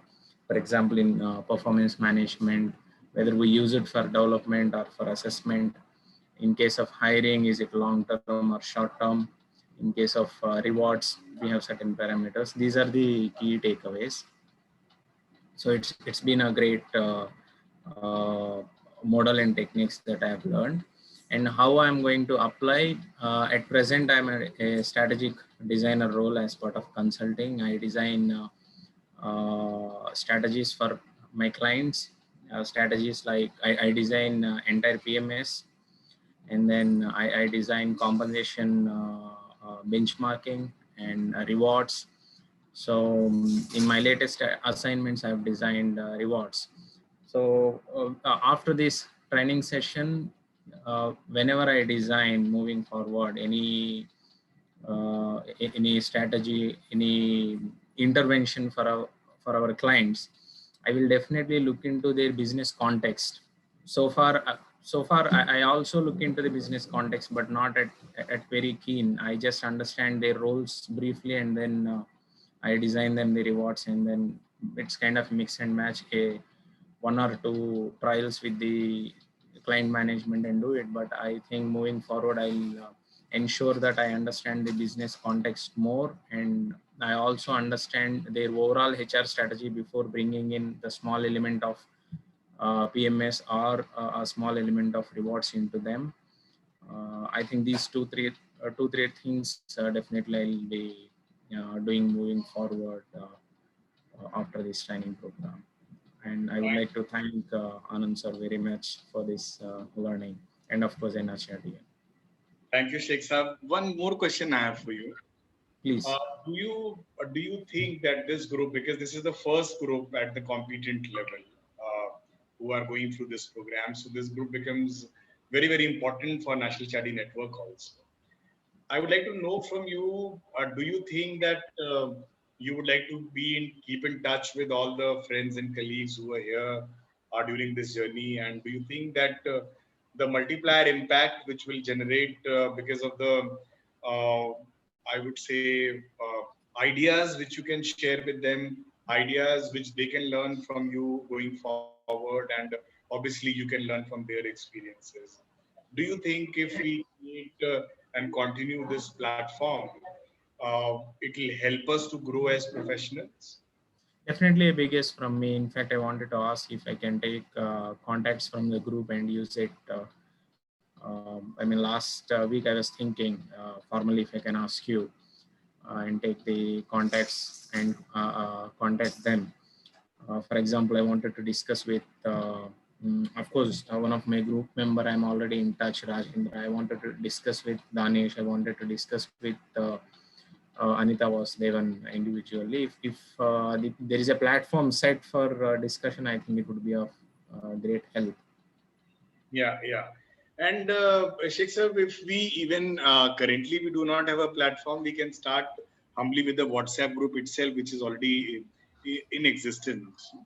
And then we can slowly build on it. So the idea where we can learn from each other sounds okay to you, what I hear from you, and you feel that if we further make it much stronger and frequent, then it will help us to grow. So this is what I hear. Thank you so much, Sheikh Sahab. Thank you indeed. Yeah. And anybody else who would like to share that how this particularly I am interested in the application part of it, that how this helped you to understand the strategic HRM application more. It's open for anyone can go for. Rajendra ji, I can see your mic unmuted now. Yes, sir. Yeah, myself, Rajendra Prasad. Actually, I'm working as a corporate HR for Paradise Food Court Private Limited.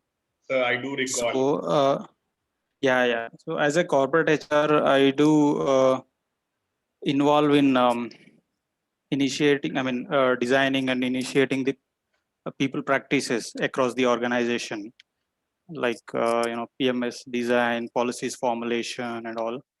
So this year, actually, at organizational level, we have, the organization's strategic priorities for next year is scalability, profitability, and execution excellence. And for this, how we can align the people management through the effective practices.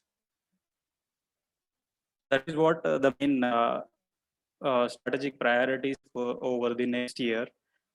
And in this course, obviously, I got to learn many things, especially in terms of applying the people management practices.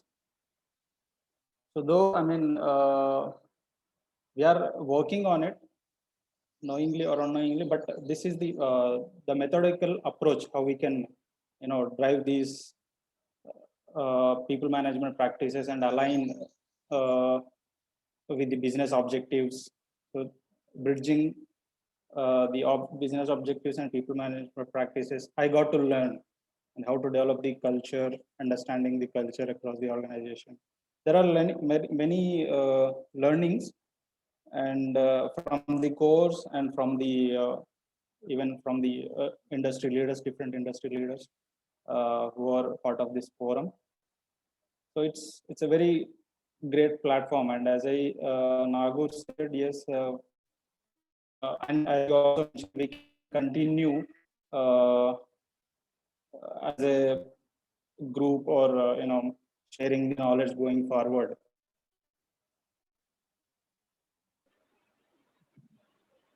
Thank you, sir. I have a question for you. Yeah.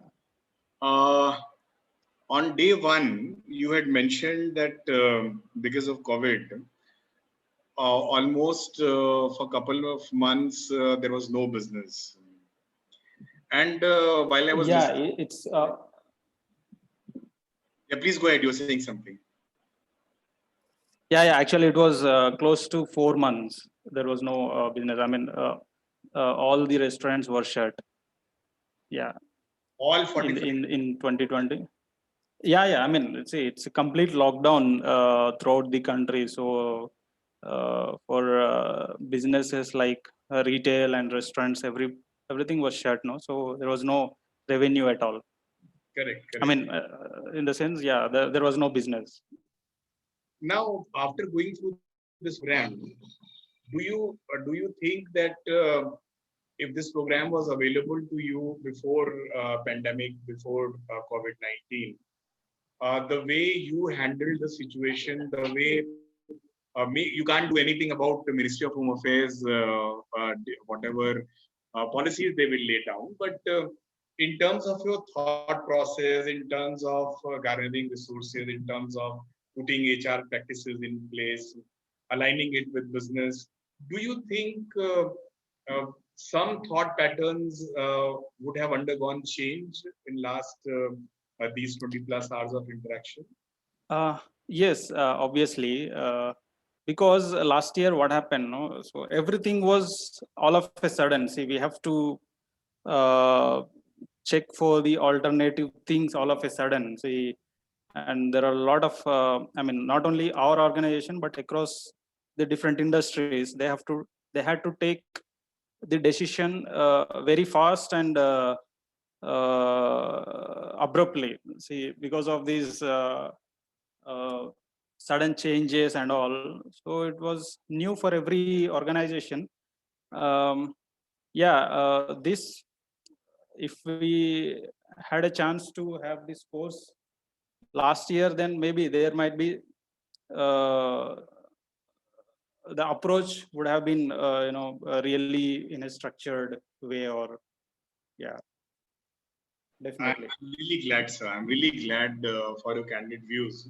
Like government also, we can see had it been a case like yesterday, we had cases in lakhs, but still there is no reaction which says that, okay, here comes a lockdown just now. So maybe like none of us were aware that how things will turn. Yeah, exactly. All of us have learned something. We have taken some leaf out of the pandemic in terms of our learning and growth. But great to hear from you, sir, and thank you indeed. And maybe move to someone else on a voluntary basis if somebody else would like to share Thank that you, sir. part of it. Thank you, sir. Thank you, Rajendra.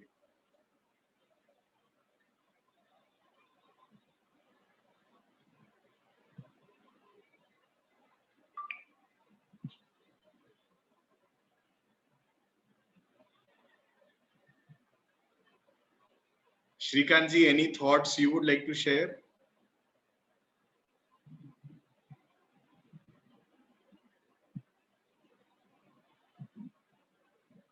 Yeah, your mic is unmuted, but I can't hear you.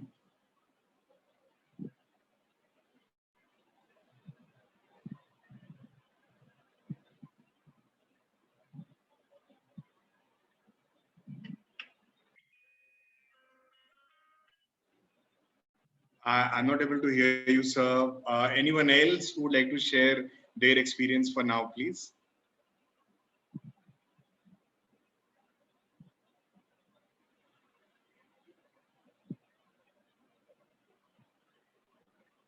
We had many participants from RP Sanjeev Goenka group. Any one of you would like to share your thoughts? I can see Niku here.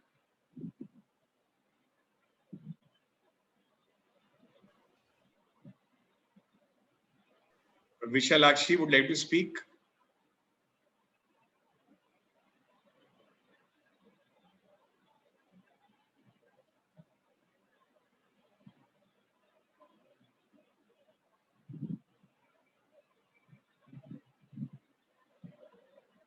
Okay, so no problem. At your convenience, feel free to share. So here a couple of thoughts I had in mind, which are like this is one of the most difficult areas as far as our profession is concerned, because strategic HRM is so influenced by everything else which is happening around us. It becomes almost like something which is dovetailed in business. And I can share with you that going forward down the line, and you will see very soon in 6 months to a year's time, lot of focus will go on business and our role in those businesses. And those roles, even for HR competency models of the future, which will emerge, there a lot of focus will go on the business side of it. And we believe that each one of you in your own organizations have a big role to play as far as businesses are concerned. And when Anand was talking about, Anandji was talking about money control, I heard him.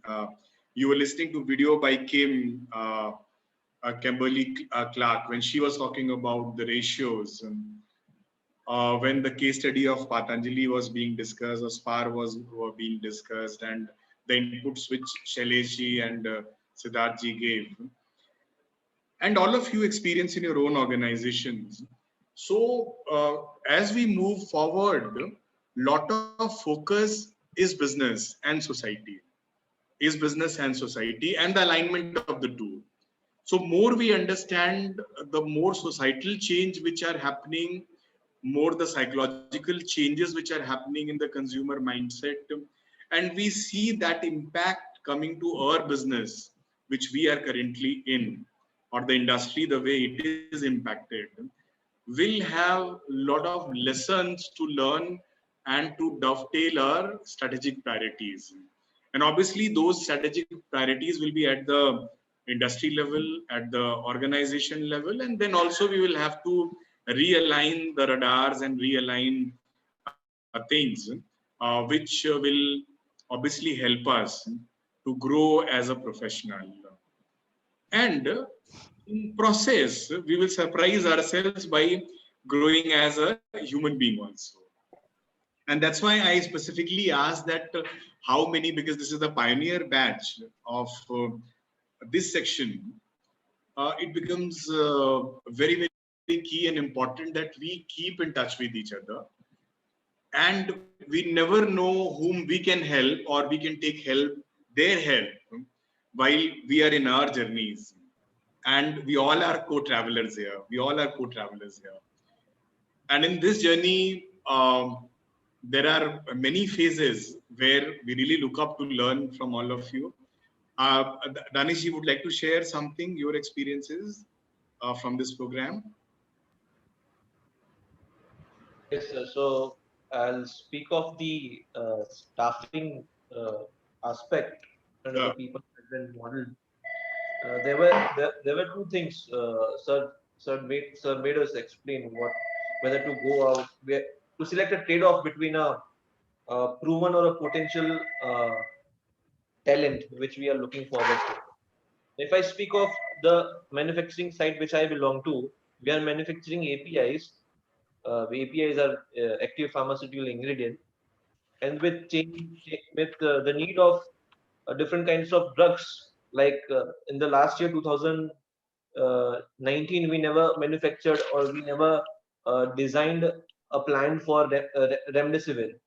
But just because of the need in the market, which we had foreseen, we could actually establish a altogether different design for the Remdec, and there came the requirement of going and looking out for a proven experience, people who have already worked upon this drug, how to manufacture, and most importantly,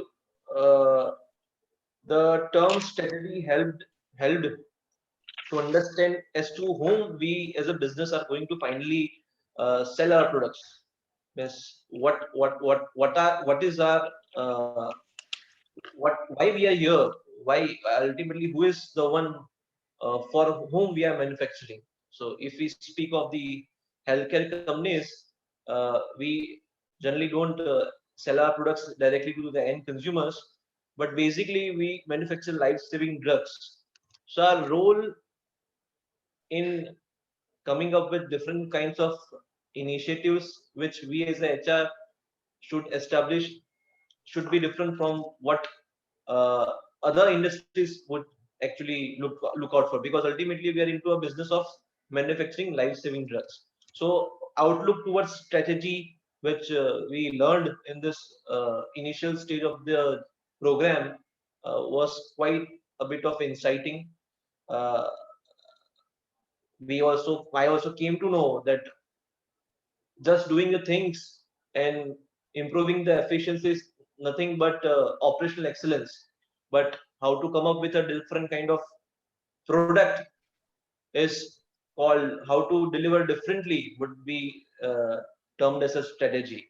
So this is what I have learned so far. And with respect to the new product pipeline, which I foresee for the upcoming business 2000, which we will be working, we are looking forward to hire few people with a proven experience of process engineering and troubleshooting and debottlenecking, just because we have been given certain products which are very new, which we haven't manufactured so far, and which are basically which will help us to manufacture this drugs used for COVID-19.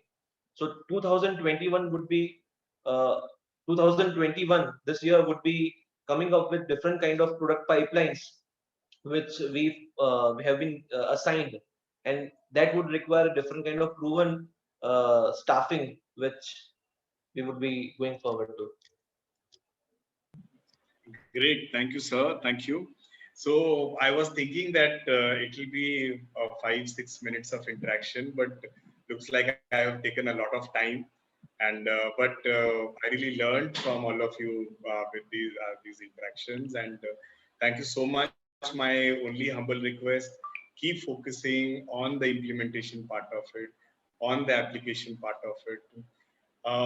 We are really blessed to have people like Anandji, Siddharthji, and Rastogi who they go out of way to teach us. They go out of way to help us and guide us.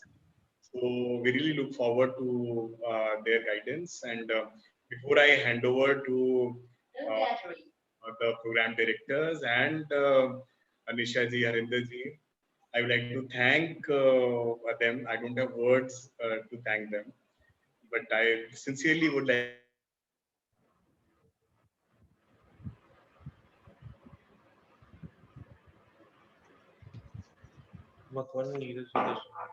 Ha-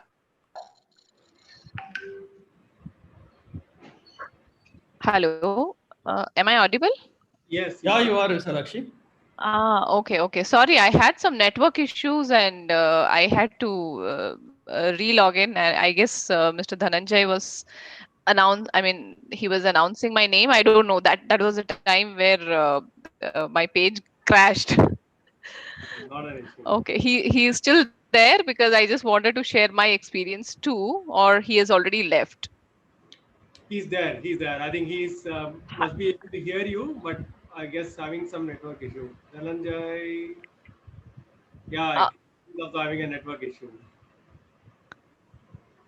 Okay.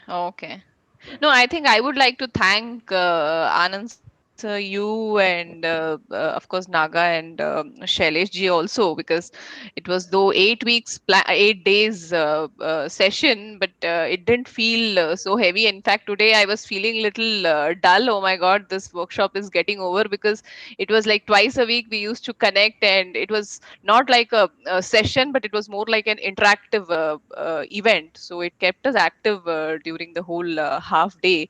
So it's really not giving a good feel that today it is getting over, but it was a lot of learnings, and especially on the topics or pointers like understanding the business and how do we align our work to the business requirements, and also understanding what are the mega trends and how do we leverage these mega trends to make our business profitable. That was really good learning. And also the group work on the Patanjali project, and earlier the the mega trends topic. So those things also was really useful, because after long time doing something, which is different from our regular business related topics, so that way it was really a good experience. And thank you so much to all of you. It was really a great learning curve. That's nice, Salakshi. Thank you, Salakshi. Yeah, Anand sir? Yes, Sonam. Yeah, I would like to say something. Yes, Like, please. I mean, through this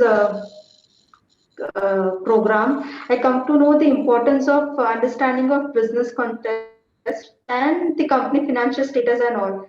We have multiple initiatives on which we are working on, and now I would be able to, connect the dots and will be able to think strategically on the same. As a part of corporate HR, I am working for enabling functions of the organization.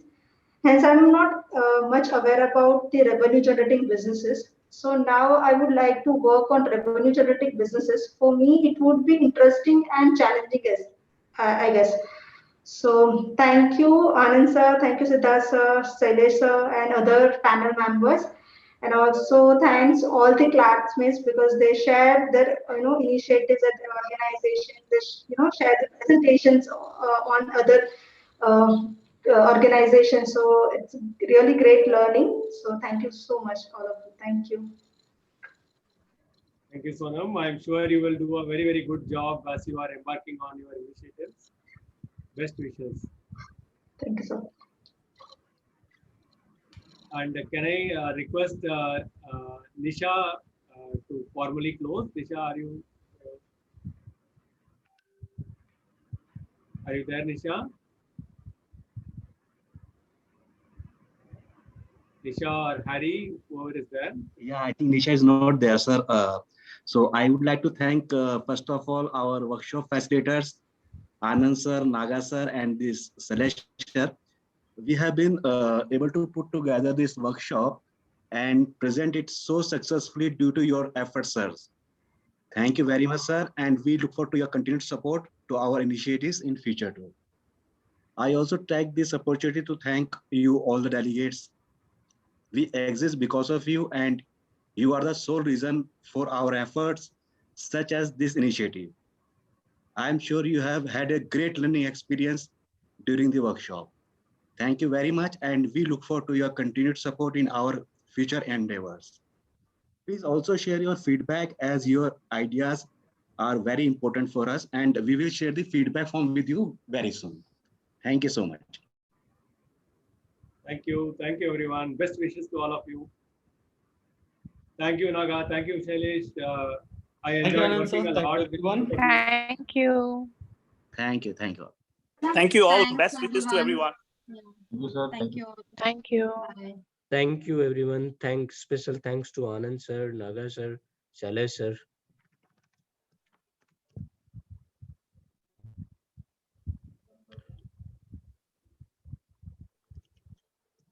Thank you, sir. Thank you so much, sir.